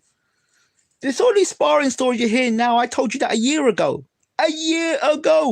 Go back and check when I did the interview with Sorenko. We talked about Dubois versus Joyce. Why do you think I do these interviews like this, people? I do the interviews in mind to the future. When I did the interview with Eddie Hearn, I did the interview for the future because I could see Al Heyman coming to the UK. So we get Eddie on the true Eddie Hearn up in the camera on Bwtm saying, how's Al Heyman going to get a TV deal? He came and got the TV deal, didn't he? Oh boy, the arrogance of some. How would you match Fury? Surely, like fights like Hammer, Duhapa should be next. If I'm brutally honest, I would like to see Hughie Fury make a change. I love Peter Fury, but I just think maybe a change. See how he does in a different environment. Switch up a bit and see if a break working away from his dad would work just for a while. Different trainer to see it works. It seems to me a bit stale. The same old things seem to be happening. So if we do the same old things, expecting different things to happen, it's It's just not going to happen. So, with all due respect, I love Pete. I think he's a world-class trainer. I think he's a great man. But I would like to see Huey move in a different fashion. But me, I would ask you the question: do you really want to be boxing? Do you really want to be fighting? If that's all you know, and you've made some good investments, then fine. Maybe you don't need to box. But if you really want to become heavyweight champion of the world, there's some adjustments you're going to have to make. You're going to have to be snapping that jab out more. You're going to have to be a bit more creative with your punches. You're going to have to throw out more of a repertoire of punches. You're going to have to add something else to your arsenal. I would like to see Huey working with another trainer. I really would. Just to mix it up. I like Huey, but I change the scenery. I think Peter's a top trainer, but I do believe, as a coach myself, I truly believe you can't coach everybody. And what might work for one fighter might not work for another fighter. And if one fighter doesn't have the skill set that another fighter has, you can't expect the fighter with one skill set has got a higher skill set to do the same things as another fighter. And if you do expect that, don't expect it overnight. Work it over years. So where is Huey Fury now in terms of development? For when we started his career, remember I was probably the first guy to get the interview. Maybe I was first or second guy to get interview Huey Fury on his debut, right? When he had his first fight. From the first fight to where Huey is now, where's the progression? And I'm not asking that in where's the progression? Like, it's just a question, like record wise, where's the progression? Where's he improved? Has he improved in his jab, his punches, his combination punching? When he had the illness, what have we seen pre-illness to post-illness? To how he is now, to his fights with Samuel Peter, his losses to Povetkin, and Pulev. Okay, he got cut, bloody blah. So, okay, so he's an experienced fighter, but what is the experience are we getting from Huey Fury? What is the experience? Is the experience based on he's a guy that loses at top level? He's a guy that loses at top level at the moment, but we're looking to change that to make him a fighter that's going to win at top level. Is that a preparation thing? Is that a mentality thing? What is that? The stop-start career, the illness. What sort of experience is Huey Fury getting? Is his experiences based on illness? Is his experience based on losing at top level? Is experience based on not really wanting to be in the ring? So it's a psychological thing, I think, for me, for Huey Fury. And I would like to, if I had the opportunity, to break him down and say, look, son, this is where you're at, and this is where you want to be. You want to become heavyweight champion of the world? Okay. You want to become heavyweight champion of the world? Right. Okay. Let's see. You've got your cousin holding the belt, and you got Joshua holding the belt. I personally don't think those two roads are best for you. Let's go down the WBA route. Let's build you up via the WBA route, and let's see if we can get you some fights through the WBA, get you into that top 10. That's a challenge. Get you into a top 10, and then when the time comes right, challenge him for the WBA heavyweight champion of the world. That could be against Trevor Bryan. It could be against a number of fighters, Joe Joyce, whoever the WBA champion is at the time. Let's go down that route. That's a nice, quiet way to build up your resume to go on and fight. I mean, people say it's domestic, right? But when I hear domestic is when a guy gets flatlined, completely destroyed at the next level. And that hasn't happened with Huey Fury.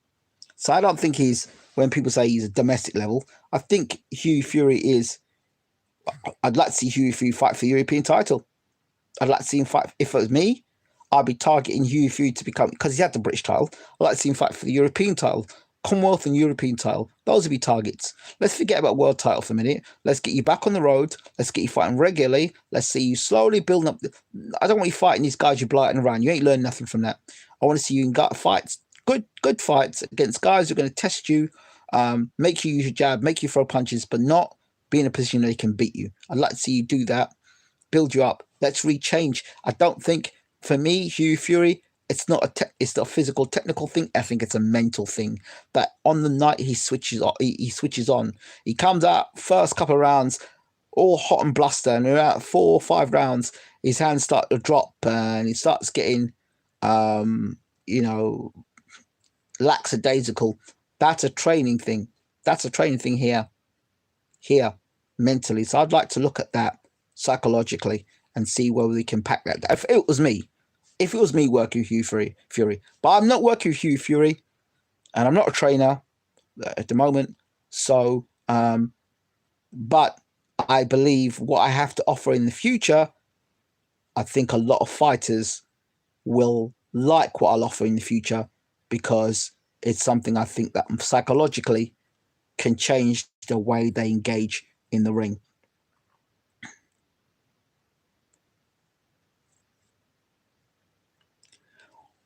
What is your opinion on IFL TV? Who? None.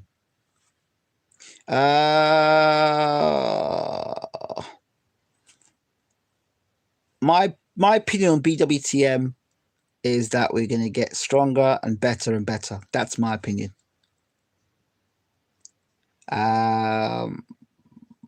It's confidence taught in a different way. Teach the kid to destroy.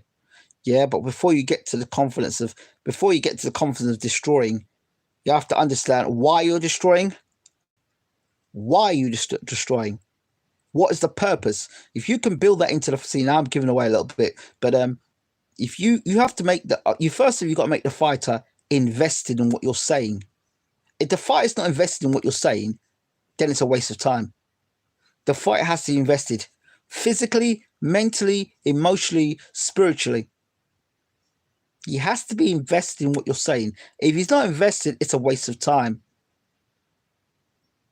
If the fighter wants to be elsewhere, it's a waste of time.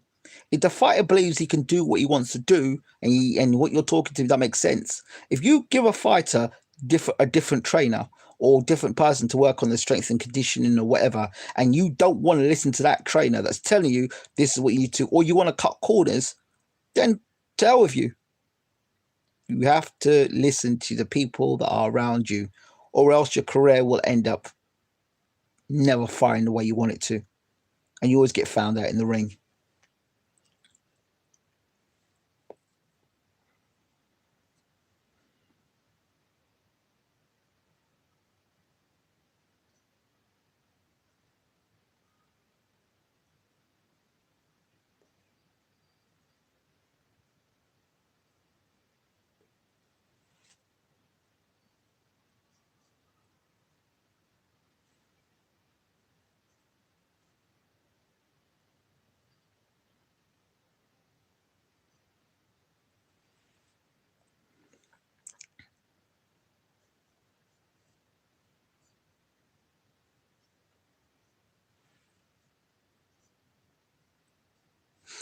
You're talking about respect. If you don't respect, then it won't work. You're correct, side. It's true. It doesn't work. Jack Catterall is another one mandatory for world title. Good boxer, but one paced. Wouldn't rate his chances versus Taylor or Ramirez. Yeah, you can't be one pace. You've got to mix it up. I tell you a fight that I'm really, really looking forward to. A little bout. I call it little. It's not a bout. The undisputed championship of the world between Clarissa Shields and my girl Jessica McCaskill. I think it's a fascinating fight. McCaskill could punch. She's moved up in weight. I think she could do a lot of damage, Jessica McCaskill, and she might be getting Cecilia Brækhus at the right time. I think it's a great fight. You know, I've always supported Jessica McCaskill. When she wasn't champion, I said one day she'd become a champion. And look what? She moves up, beats the best girl in the division, and becomes a unified champion. So what a great fight that would be between those two. I think it's a great fight. I'm really looking forward to. Jessica McCaskill versus Cecilia Brækhus. Two of the finest women in world boxing fighting. It's a damn shame. But yeah, great fight. Can't wait. What do I think of Caleb Plant? He's another one of these guys I wanted to get an interview with, but couldn't get around to grabbing him at the time. I think Caleb Plant's a good fighter. He's a good fighter.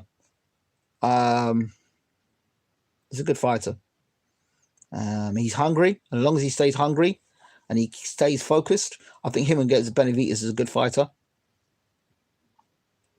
Rocky Fielder versus Chavez. Oh, Chavez will knock Rocky Fielding out, man. Come on. Chavez will knock Rocky Fielding out. Sorry. Who would you pick between Bivol and Beterbiev? Bivol. Bivol's a far better boxer than Bwtm, I think. Bwtm is a big puncher, but Bwtm cannot fight off the back foot. If you haven't seen that already, Bwtm cannot fight off the back foot. He's got no defense and cannot fight off the back foot. And Callum Johnson exposed Bwtm. When a fight is exposed, is where you see a fighter's weaknesses and a fighter. He got dropped badly, and I think if Callum Johnson were fitter for that fight, we wouldn't be talking about Bwtm today. So I'd like to see. I think Bivol beats him. I do. I think he's fought better opposition. I think he's. I like Bivol, and I like Bivol's ability to adapt. I like Bivol. I personally think he's the best light heavyweight in the world, but we'll have to wait and see on that. What do I think of Richard Riakporhe? Another one that's been on Bwtm before he made his professional career. I like Richard Riakporhe. I think Richard Riakporhe is a good fighter. I think Richard Riakporhe is he's one of these guys I think that will get better with every fight.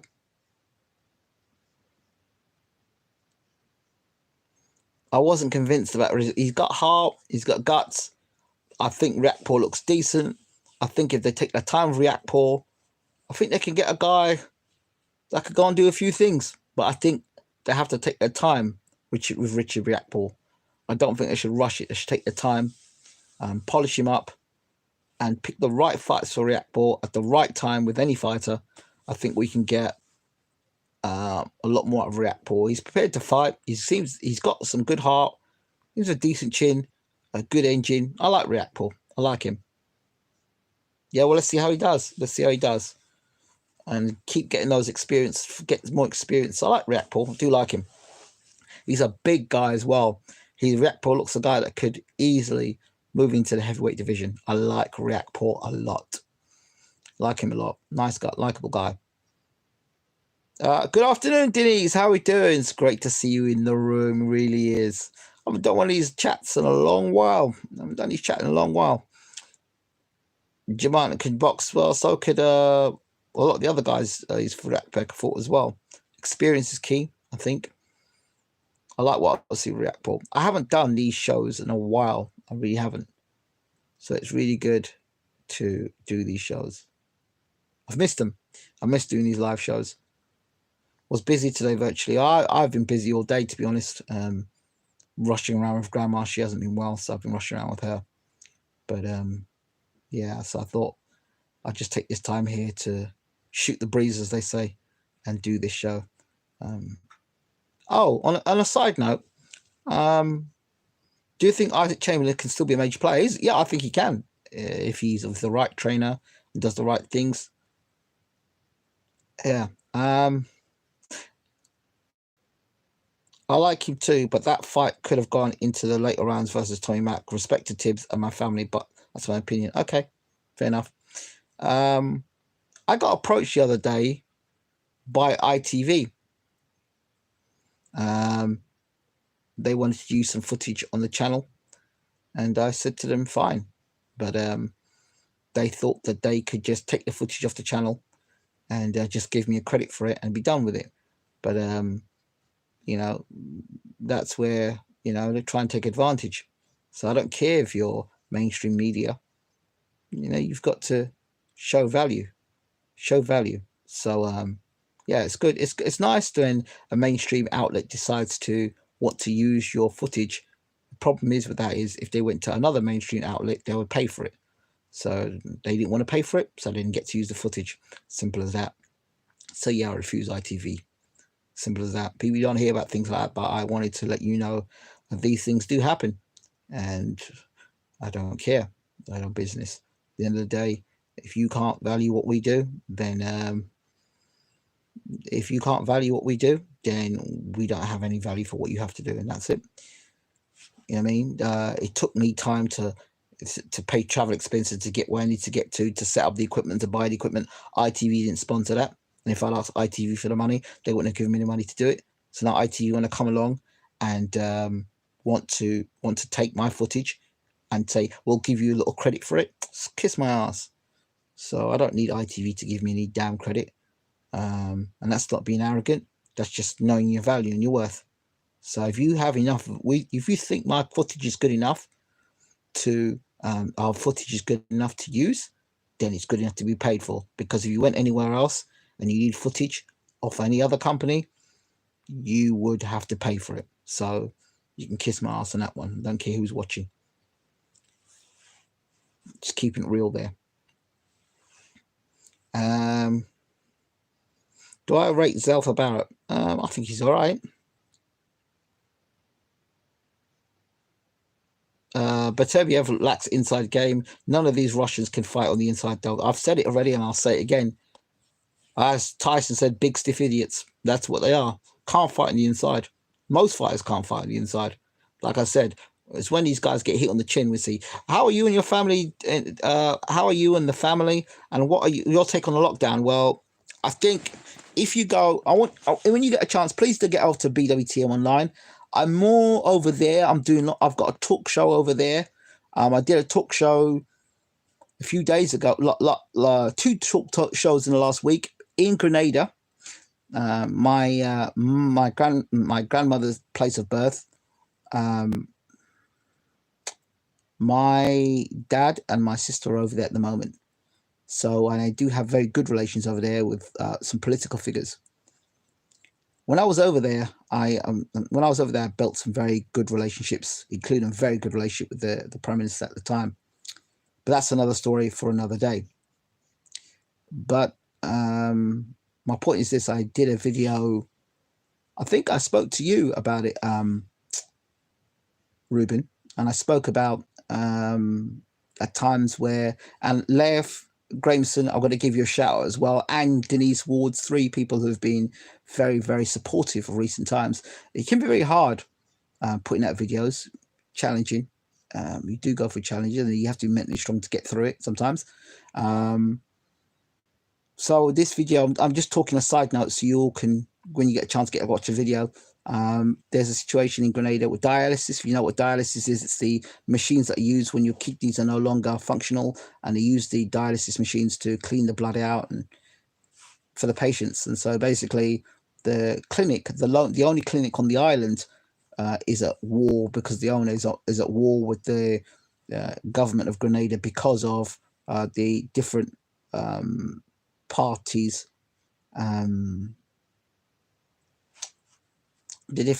political parties, and because of that, and it is a private clinic, but it's the only clinic on the island that's providing it. So the patients having to pay something like $650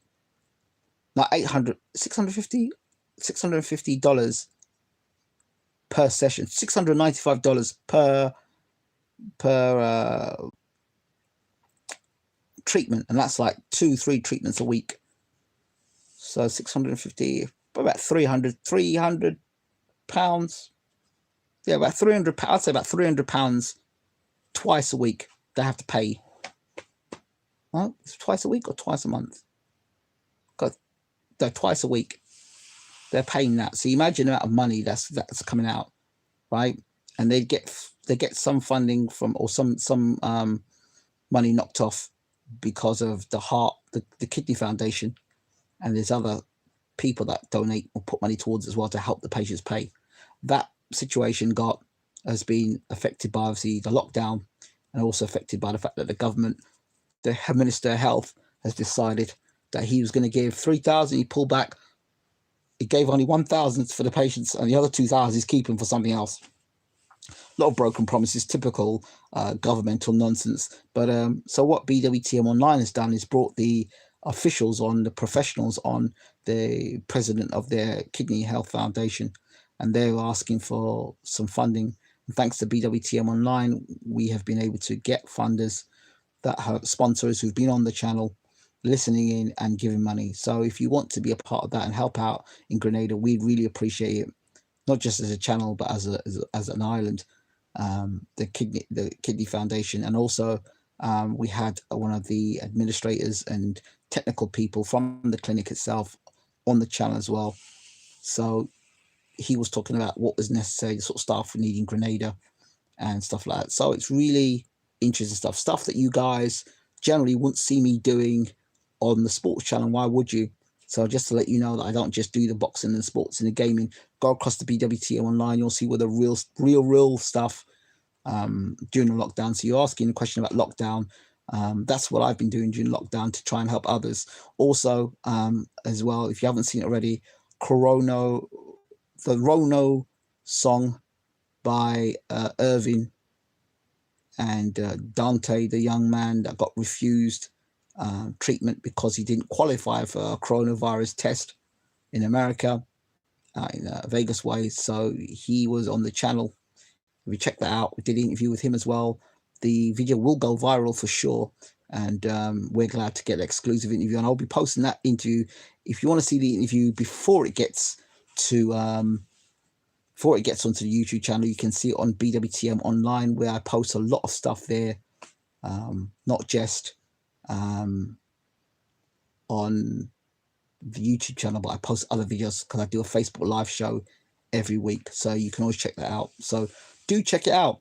I think there's some other interesting stuff on there as well. Health, lifestyle, spirituality, all sorts of different things. So do get across to Bwtm online. It's the other YouTube channel. Check it out. Or if you want to save all the time, just type in www.bwtmonline.com and you've got everything that we've got under the roof on that. So do check that out as well. Some real good stuff to look at.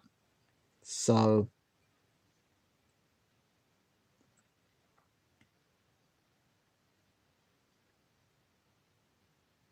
yeah, it's crazy, isn't it?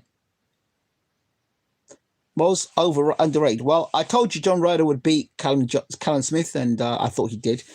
The night before lockdown, I was with a friend whose father fought Ali Richard Dunn the second. My friends came up from London. Can you read that again, please? Came up from London.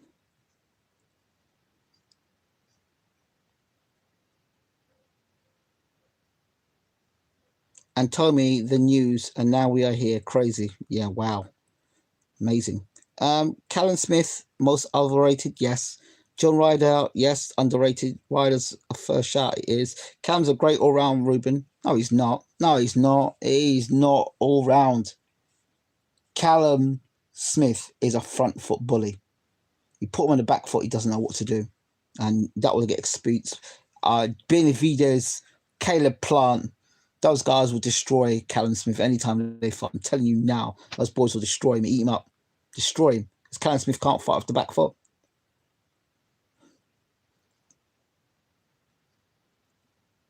I'm telling you, Callum's good, but was a lot of talk of him being number one at 167. That's promotional talk, but he's not that great.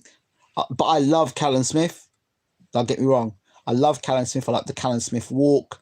I love when he walks to the arena. You see Callum Smith walking. I love the way he walks to the ring. Much like George Groves. I like his demeanor. I like his self, but I just think he's technically flawed.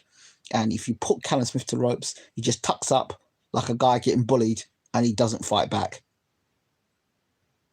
That's no future for a top flight world champion. Sorry. That's why I knew John Ryder would beat him. And I loved Callum Smith. But there's reality and there's fantasy. The reality is he can't fight off the back foot. The fantasy is he's the best 168 pounder. He's not. Not by a long shot.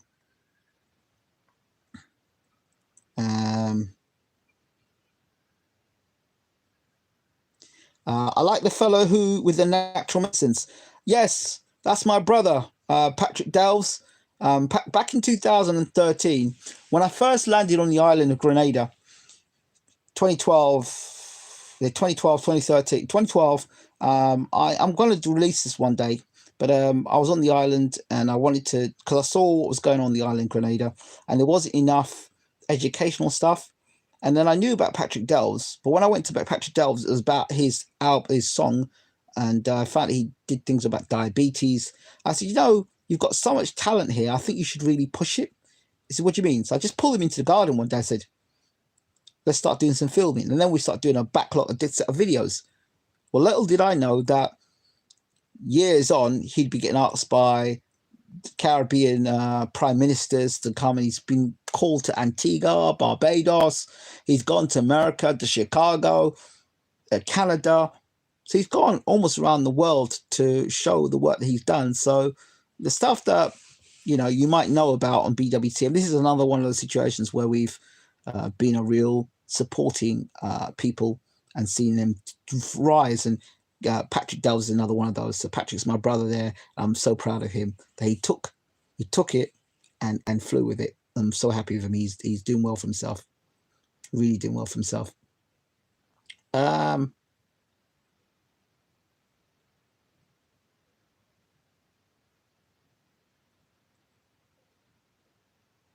Tell him to name some books, Ingram. Great stuff. Thank you very much. I will do.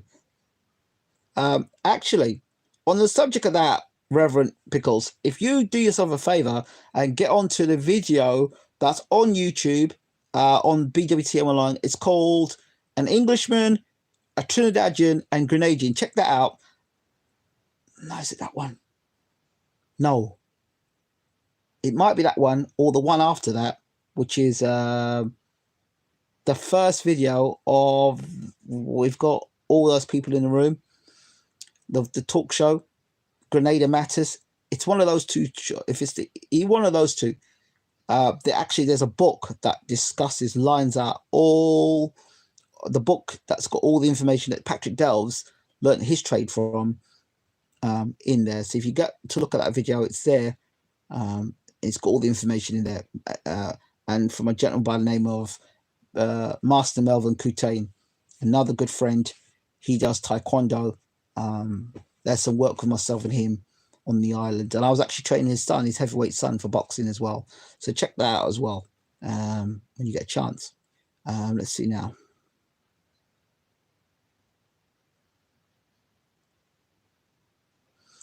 What do I think of Charles Martin? I think Charles Martin's a good fighter. I think Charles Martin, because of what happened with Anthony Joshua, I think you've got to wipe out what happened with Anthony Joshua, because as far as I'm concerned, that belt was bought. Charles Martin was never going to beat Anthony Joshua that night because the belt was bought. Now I understand the sport a bit better now. Charles Martin was never going to beat Anthony Joshua, and Andy Ruiz was never going to beat Anthony Joshua because money talks and BS walks. So it is what it is. Charles Martin's a good fighter. I did hear a story that Stavern versus Martin was on the cards. I heard a rumor. I don't know how true that is.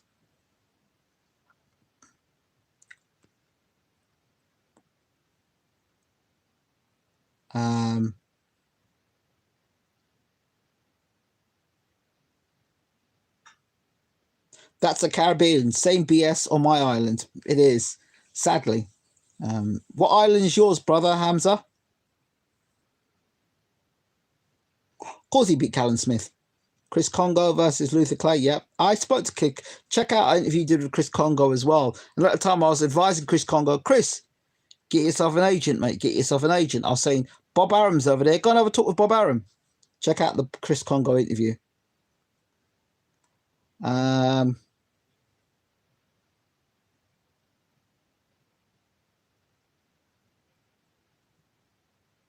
Martin versus Hellenius would be good, but same management team, so doubt it happens. No, if it's the same management team, it's more likely to happen. Tava versus... Who did Tava fight? It's a heavyweight fight.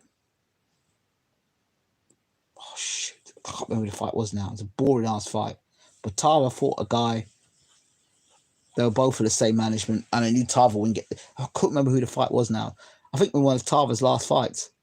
Can't remember who he fought against now. Was it Malik Scott and Tava? I can't remember. But yeah, both management, same management, both fought. Garcia versus Thurman. Thurman Porter versus Garcia versus Porter. These fights are all under the same sort of brand, so it can happen. More likely to happen.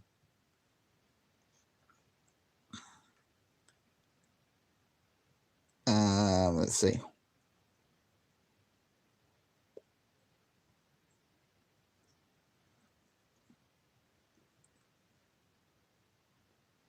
Martin didn't look that impressive against Washington. No, he looked good against Washington. Washington's just terrible. Washington's terrible. Washington fights for 3 rounds, then he backs up against the ropes, and he's like a video game.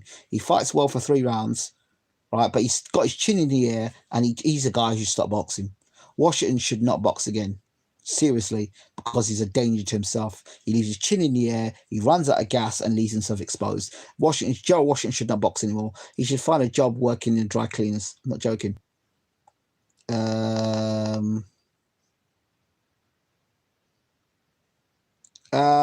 Who should Bwtm Stavern fight next, assuming he returns soon? If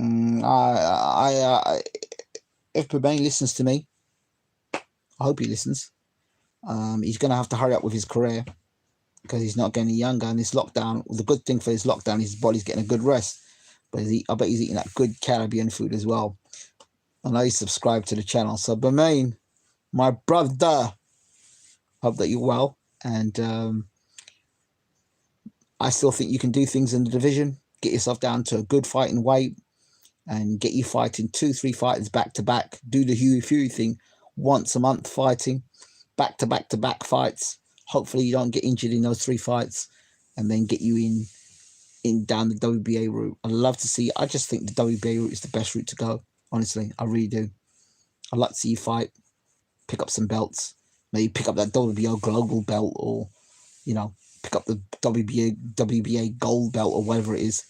Pick it up, earn a little bit, earn a few extra dollars, extra few pounds, and I'd like to see you fighting for the WBA heavyweight title and trying to win that. That's what I'd like to see Bwtm doing. I really would like to see that. And at Bwtm's stage now, Bwtm's what, 40, 41? I mean, he hasn't taken a shellacking in his career. He got beat by Joyce, but I don't think he should have taken the Joyce fight. And the Wilder fight, the rematch, the second fight, well, he was preparing to fight Dominic Brazil. That was no secret about that. So, and then he got called to go and fight Wilder afterwards. So, I'd like to see Stavern in shape, 2 fights, 2-3 fights, get his confidence going, get his hands going, get the rust off, and get him fighting a top level fight. That's what I'd like to see for Stavern. One more run at the top. Lucas Brown versus Stavern. I'd love to see that. Yeah, I would stick him. Yoko would be way too much for Stavern. I'd like to see Stavern versus Washington. Stavern's Washington.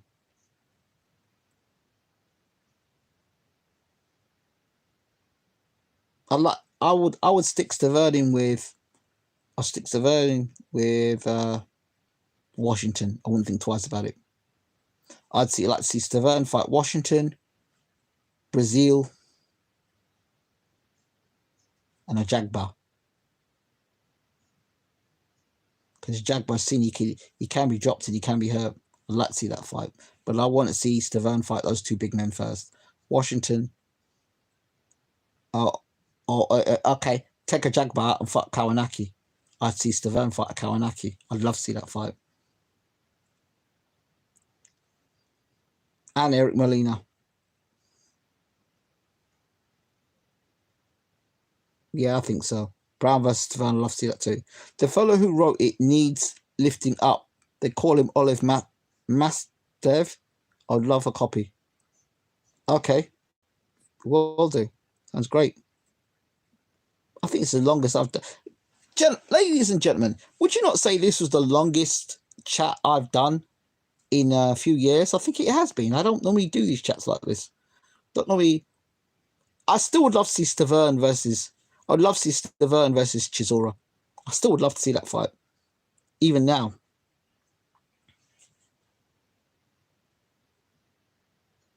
Why are people saying Tony Yoka is very good? Didn't he get done for PEDs? I can't rate anybody who gets done for PEDs, I'm afraid to say. So, yeah, like the old Bayloric days. I think in some ways I'm kind of going back to those things.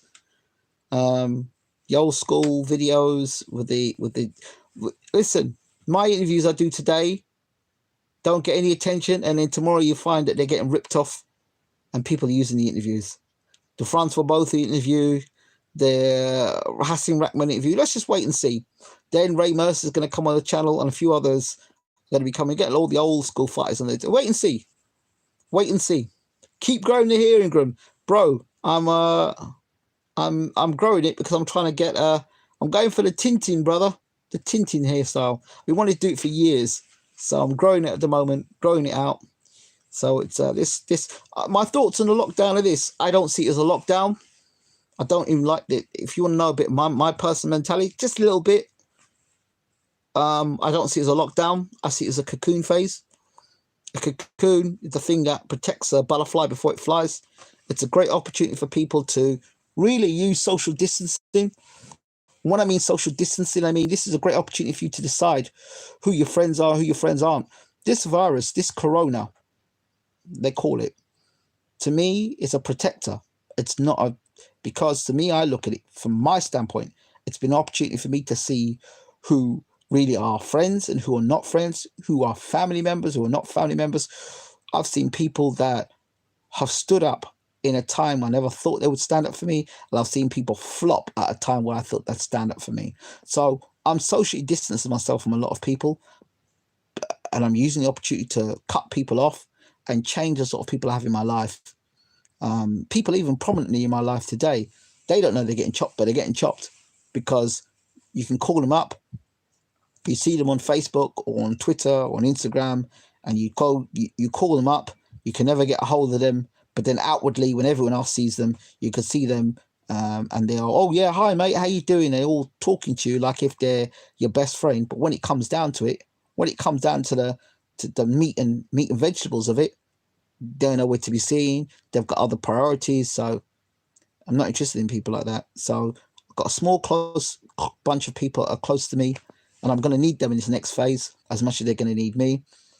So there's social distancing. That's why I understand of social distancing. And some people just need to distance yourself from because they're just toxic.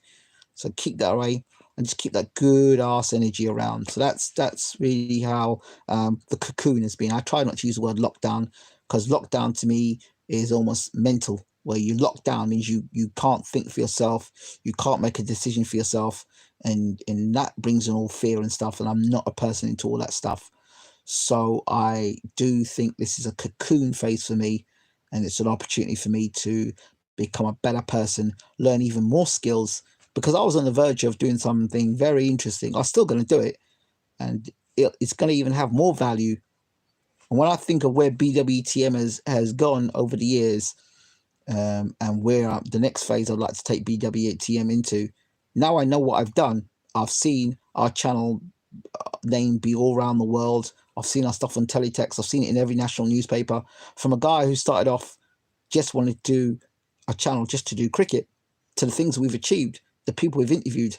And it was all, at one point, the boxing was just for a laugh, and it was to prove somebody wrong. And look where it took me. Look where it's taken me. And I never turned up to every press conference and wasn't interested in that. I'm still not interested in it. You know, I'm not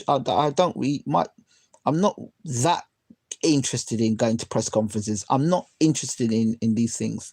They don't. Yeah, it was a big thing, but it was even bigger. It meant more to me the teletexting than anything else. But boxing doesn't define me. There's nobody in boxing that defines me. You understand? I've done things outside of boxing. I've accomplished things in my own rights. I've been able to travel the world over 20 years, bring success wherever I've gone in the sport, doing the sport of cricket.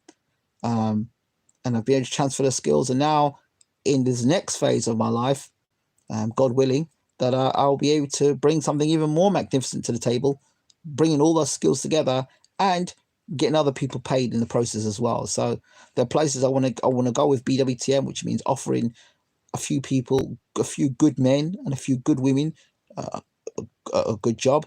And then obviously with this next phase and this next project coming through, I'm going to need a few hands with that as well. So yeah, I'm going in the right direction. So I don't see this as a lockdown. I see this as a cocoon phase and an opportunity to grow.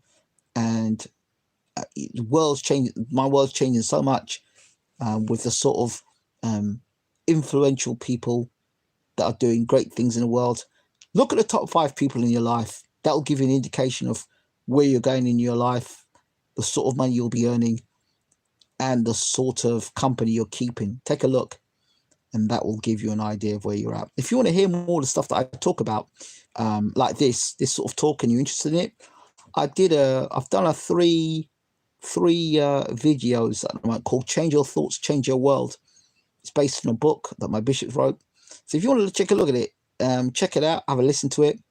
You might find that of interest. Again, that's over on Bwtm online, but do check that out. It's not just about boxing. And the gaming channel, I mean, that the gaming as well, it's great. It's another side of the channel. And whereas people at the moment are not quite checking it out, you know, so yeah, I check it out. Do I look at any boxing channels? When I get the chance, I do. I do spend a lot of time watching. I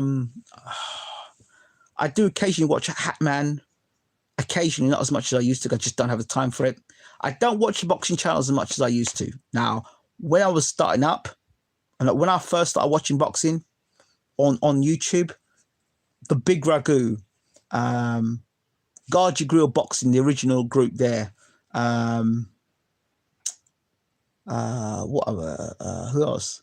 Blood Boxing, 78 Sports TV. Those were the channels I would watch when I was in boxing and going up. The Boxing Historian. And then we were the first channel, again, people don't know this, we were the first channel on Google. And it was called the Google Hangout. And that was what it was. Boxing Talk with Ade. Yeah, I remember Ade and his friend. Yeah, that was a nice channel like that. Pep Talk UK. Shout out to Pep Talk. We had them on our channel as well. But remember, I'm the king of crossovers. You forget I'm the king of crossovers. ATG Radio. When ATG Radio was the best boxing radio station on the universe, we did 2 crossover shows with them, and ATG Radio was brilliant. And there's a lot of crossover shows we did with different channels, and loved it. Loved doing the crossovers. I was the only one at the time doing the crossovers and the collaborations. And I got a whole history of them. That was great, and I got to meet a lot of people through it.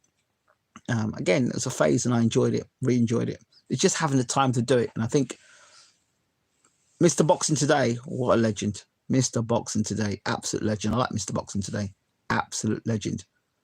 Yeah, and there's another guy I like from the UK.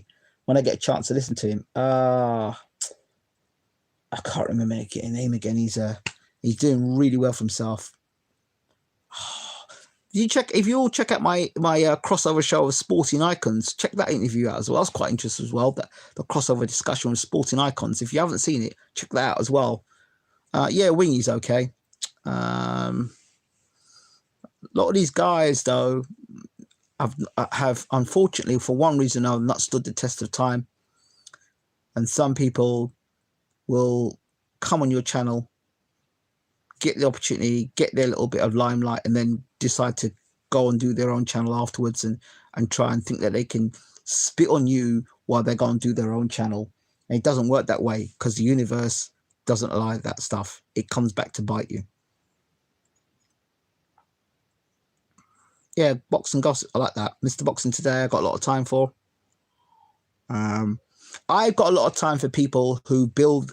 Me personally, I got a lot of time for people that build their own shit. Real talk. Build your own shit. Don't build it off the back of somebody else's hard. Don't come in and steal after somebody else's put hard work into it. Build your own shit. Don't, build your own shit, and respect those people who have built their shit. Respect the people who have done it, and don't disrespect those people that have given you a pathway to come through. That's real low class, where you come on somebody's channel and that person opens the doors up for you and the opportunity to do something, and then you turn around and you disrespect that person for opening the doors up for you. Because that success is never sustained. It never is.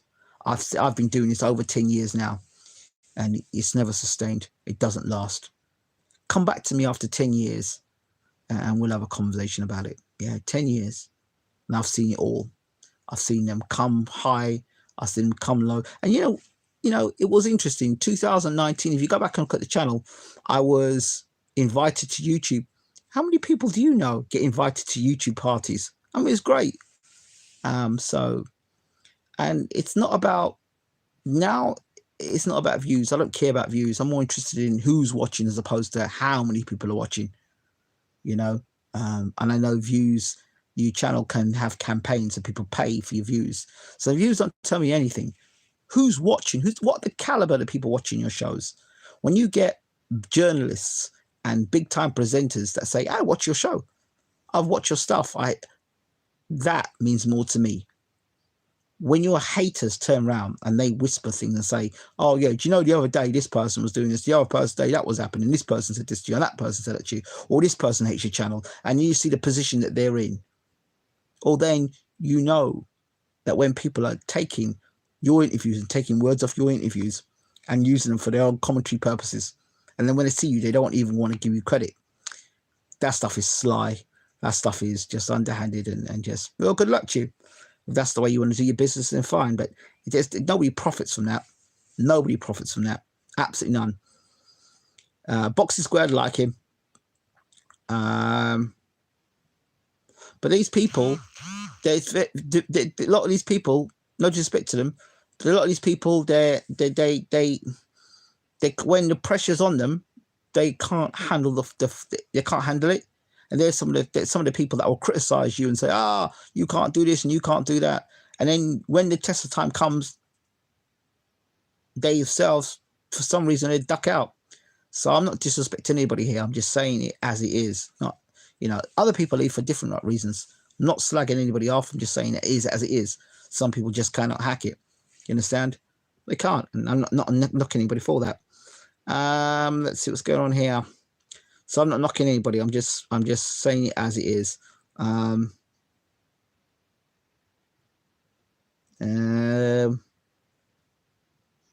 Boxing Squared is really good. I like him. I listened to you for a decade. Respect goes a long way. Thank you so much, Mr. Reverend. Appreciate that. Boxing Squared is good. I like his work. Ingram, would you ever get Big Russ back on Bwtm or go on his channel for a crossover special?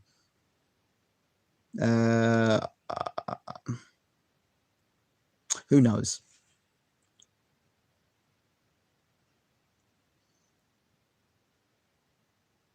What's your take on Bwtm after the Twitter video he eventually apologized for? I think it may have a long road back. Look, let me explain something to you about this sport. If you've got a big promoter that backs you, anything's possible. Things can get swept under the carpet. People can come out and say it was a mistake. His account got hacked, and things will blow over very quickly and move on.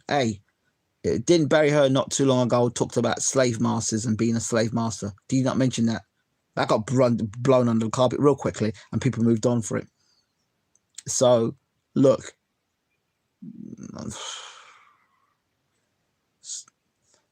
Small storm in a teacup to a big-time promoter. You've got a big-time promoter, things can get put under the carpet. He can tell the media to, shh, quiet. Let's build this guy up. Let's build this guy's career up. He's a killer. And I'll give you a few backhanders. I'll give you some free tickets to bring your guys in, watch a free show and stuff. So I don't pay that any mind whatsoever.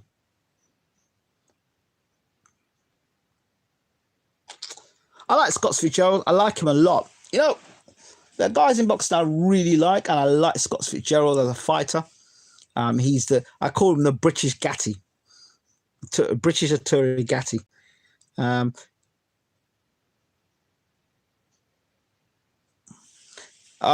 If he was born here or spent more time, he'd probably... I've met Martin Bwtm, and Martin Bwtm is a lovely guy, and I like his trainer as well. If you go back and again, Bwtm online, go to Bwtm Sports to check out a whole interview I did with Martin Bwtm. So check him out. Bwtm is a nice guy, really nice guy, like a big teddy bear, really nice guy. And I've heard so many stories about Martin Bwtm, how good a fighter he actually is. So, yeah, Martin Bwtm, I've got a lot of time for Martin Bwtm, the fighter.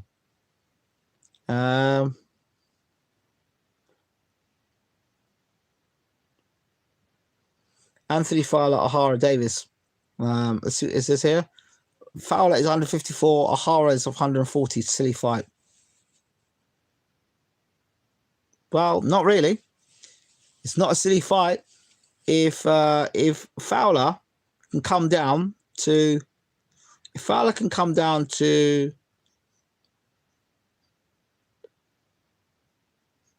147, 150, and Hara can move up a few pounds, and Hara can hit, and Hara's got that power, and he can hit Fowler on the chin.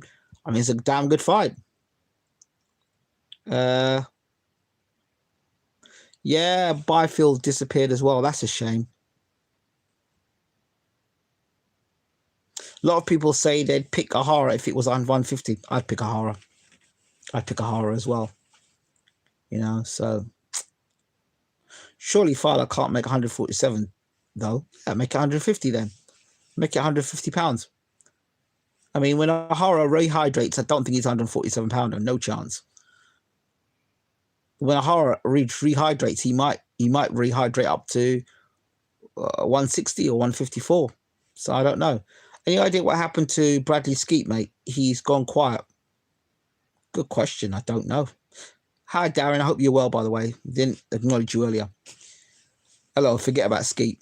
By the way, for those of you who want to be a part of these, we've got Ray Mercer coming up soon and some other quality ex-champions. Just remember, hit the join now membership so you can be able to ask questions during the live chats. 2 hours and 16 minutes. I cannot believe I'm still talking boxing with you guys and other things. Yeah, do check out the gaming as well, guys. Check it out. I've invested in PlayStation now, so there's thousands of games that I'm going to be able to preview for you guys as well. Peterson was slick, was supposed to fight Liam Williams, got attacked, then disappeared from boxing. Yeah, I like Peterson. I think he's a good fighter. What do I think of Cheeseman? Honestly, I think Cheeseman could have been the next Ricky Hatton. I really do, but he was rushed.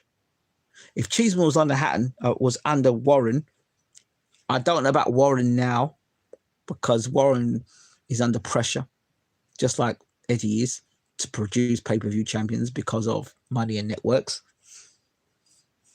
But I believe Cheeseman could have been the next Ricky Hatton.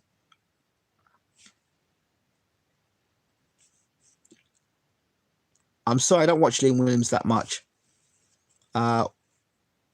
Skeet was talking about coming back. Skeet was a good boxer. Yeah, nice boxer, sure. Don't much about Liam Williams. How is Mr. Bashir doing? Yes, good question. Mr. Bashir is doing okay. He's in good spirits. Obviously, the injury is having an effect on Mr. Bashir for sure. He's still upset about that, but he's all right. He's all right. He's going for some legal battles at the moment. And the injuries are, of course, the physical. He may look physically better. It means he's still got bits of his teeth that are still being knocked out. But he's on the mend, though. He's on the mend, but it's going to be slow for Uncle Bashir. So sorry about that, Denise. Hatton reminded me a little of Alan Minter. Okay. Tom Duran was another one. Lost to Eubank Jr. Never boxed again. Yeah, well, it can happen that way. People think I'm mad, but I see Billy Joe Saunders beating Canelo if judges are fair. Billy's still the purest boxer that country has seen to me. Unbelievable talent. Yeah, I can see you're talking about Billy Joe Saunders there. My problem with Billy Joe Saunders is consistency. And my other problem with Billy Joe Saunders is form. The last fight he fought, he did not look very good in. And Billy Joe Saunders has fought nobody who's got a skill set as good as his. And I believe Andy Lee fought the wrong fight against Billy Joe Saunders. I believe you've got a consummate pro in Canelo.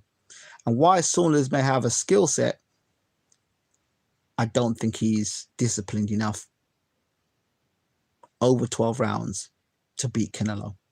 I just don't. I don't. Now, I don't. I think after he fought, what's the boy's name? The ignorant puncher from Canada. What's his name? Oh, I can't remember his name again. The ignorant puncher from Canada. He can punch, we can't box. But once Saunders beat him, I thought, right, now I gotta fight Canelo or Golovkin. That was the time, not now. Not now, unfortunately. Lemieux, yeah. After he beat Lemieux, that's when he should have fought because he was fighting consistently.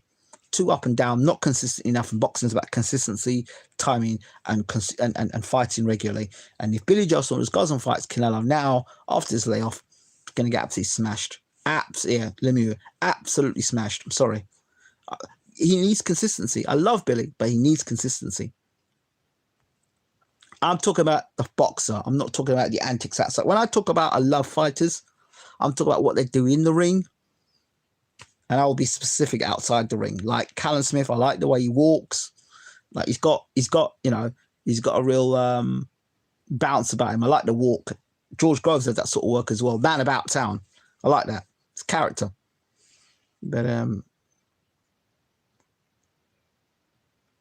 even then, Canelo would have been too much. Lemieux met not preparation for Canelo. Yeah, I hear that. I do hear that.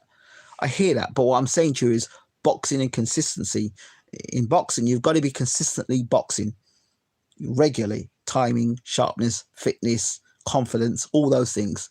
And I'm saying to you, at that point, he would have had a better chance of beating Canelo than now because of timing, consistency, and stuff. That's what I'm saying to you. They'd had a better chance of beating Canelo. So, too much. I don't think it'd been too much for that time. Now it'd be too much, I think. Now. Timing. Timing's everything, remember? Everything in boxing is timing. Thing is, mate, he only gets himself up for big fights similar to Fury. That's true.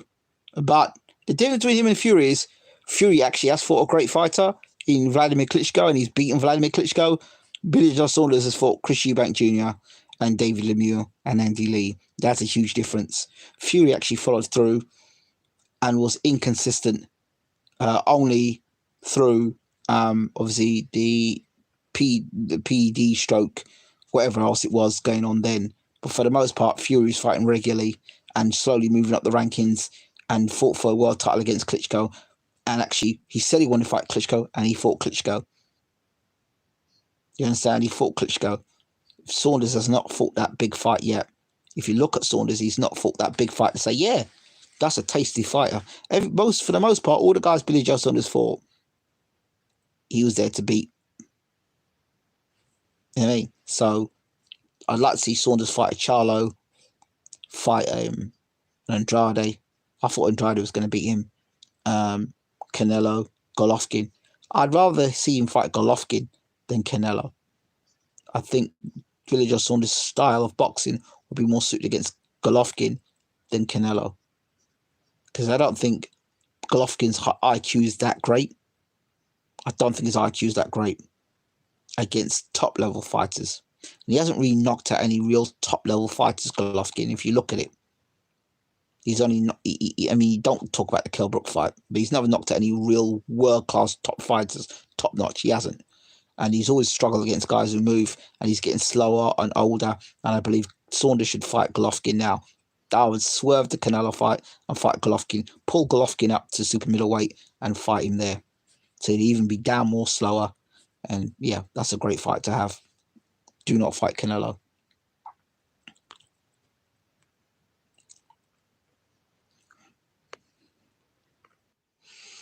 This time has been an excellent reality check. It's been enlightening. Well, thank you so much. I haven't done this in ages, Denise. So, and I've opened it up to everybody to listen to tonight, not just members. And thank you again for those members who will continue to support BWTM. Without you, some things are not possible. What's this big fuss about Liam Williams? Damn it. He's a decent fighter. That's it. You're talking like Liam Williams is some Hall of Fame great fighter. He's a good fighter. But please behave yourselves.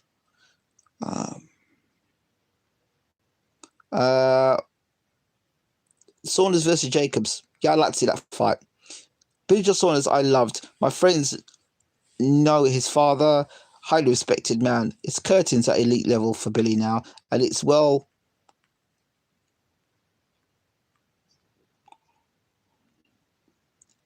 It's curtains for Billy's at elite level now for Billy now, and it's well beyond Sam Parkinson's golden pads.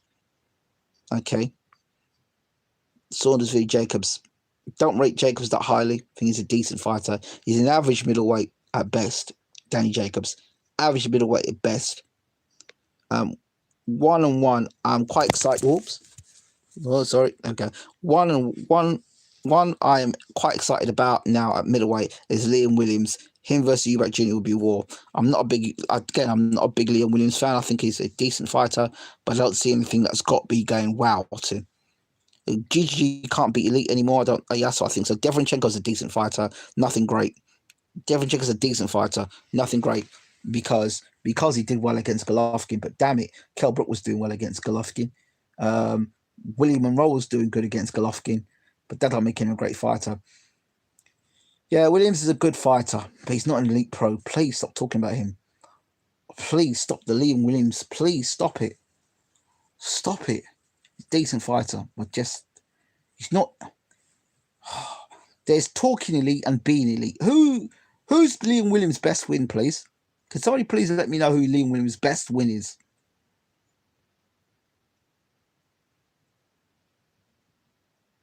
Somebody pull up Liam Williams' best win without going to BoxRec. Liam Williams' best win without going to BoxRec. If you have to go up to BoxRec, then that tells you something. It tells you a lot. Yeah, I thought as much. Go on, grab out your BoxRec now. So again, Liam Williams is probably a very good fighter, but a good fighter, but don't know. I just don't have that much interest in him yet. You understand? Yeah. Guys who I have no interest in seeing fight again. Keith, one-time Thurman. Not interested in seeing Keith fight again. Really not. Errol Spence, I'm fearful for him. I don't think he'll ever be the same fighter again. I'm concerned about teeth being knocked out, jaw resistance, durability. Very concerned about all that about Errol Spence. I'd like to see him fight again, but with caution. But I don't care much for Keith Thurman fighting again.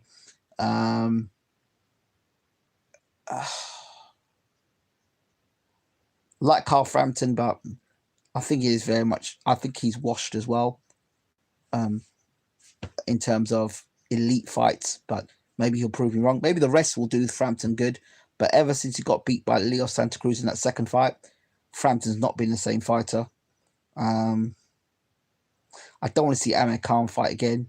I don't want to see Kell Brook fight again. Just not interested in those guys fighting. Really not. Yeah, just don't want to hear about them fighting again. Just not interested in it. And Thurman just seems like he's just back. It's like money grab. That's what it sounds like to me for Thurman. That's it. I just don't see. I'd like to see Thurman make changes, but I don't think we'll see those changes. So, yeah. I know you talk about Liam Williams, but I think you should be talking about John Ryder more than Liam Williams. John Ryder should be a world champion today. He should have beaten Callum Smith. That's just not right. Not right at all. So, right, I think I'm done here. I hope you've enjoyed this show. Bit different. I've done this in a while. So, let me get my ass out of here. Thank you all for watching. Don't forget to rate, subscribe, leave your comments. As always, let us know around the world where you've been watching this video. So maybe next time I can give you all a shout out. Much love to you all. Good night.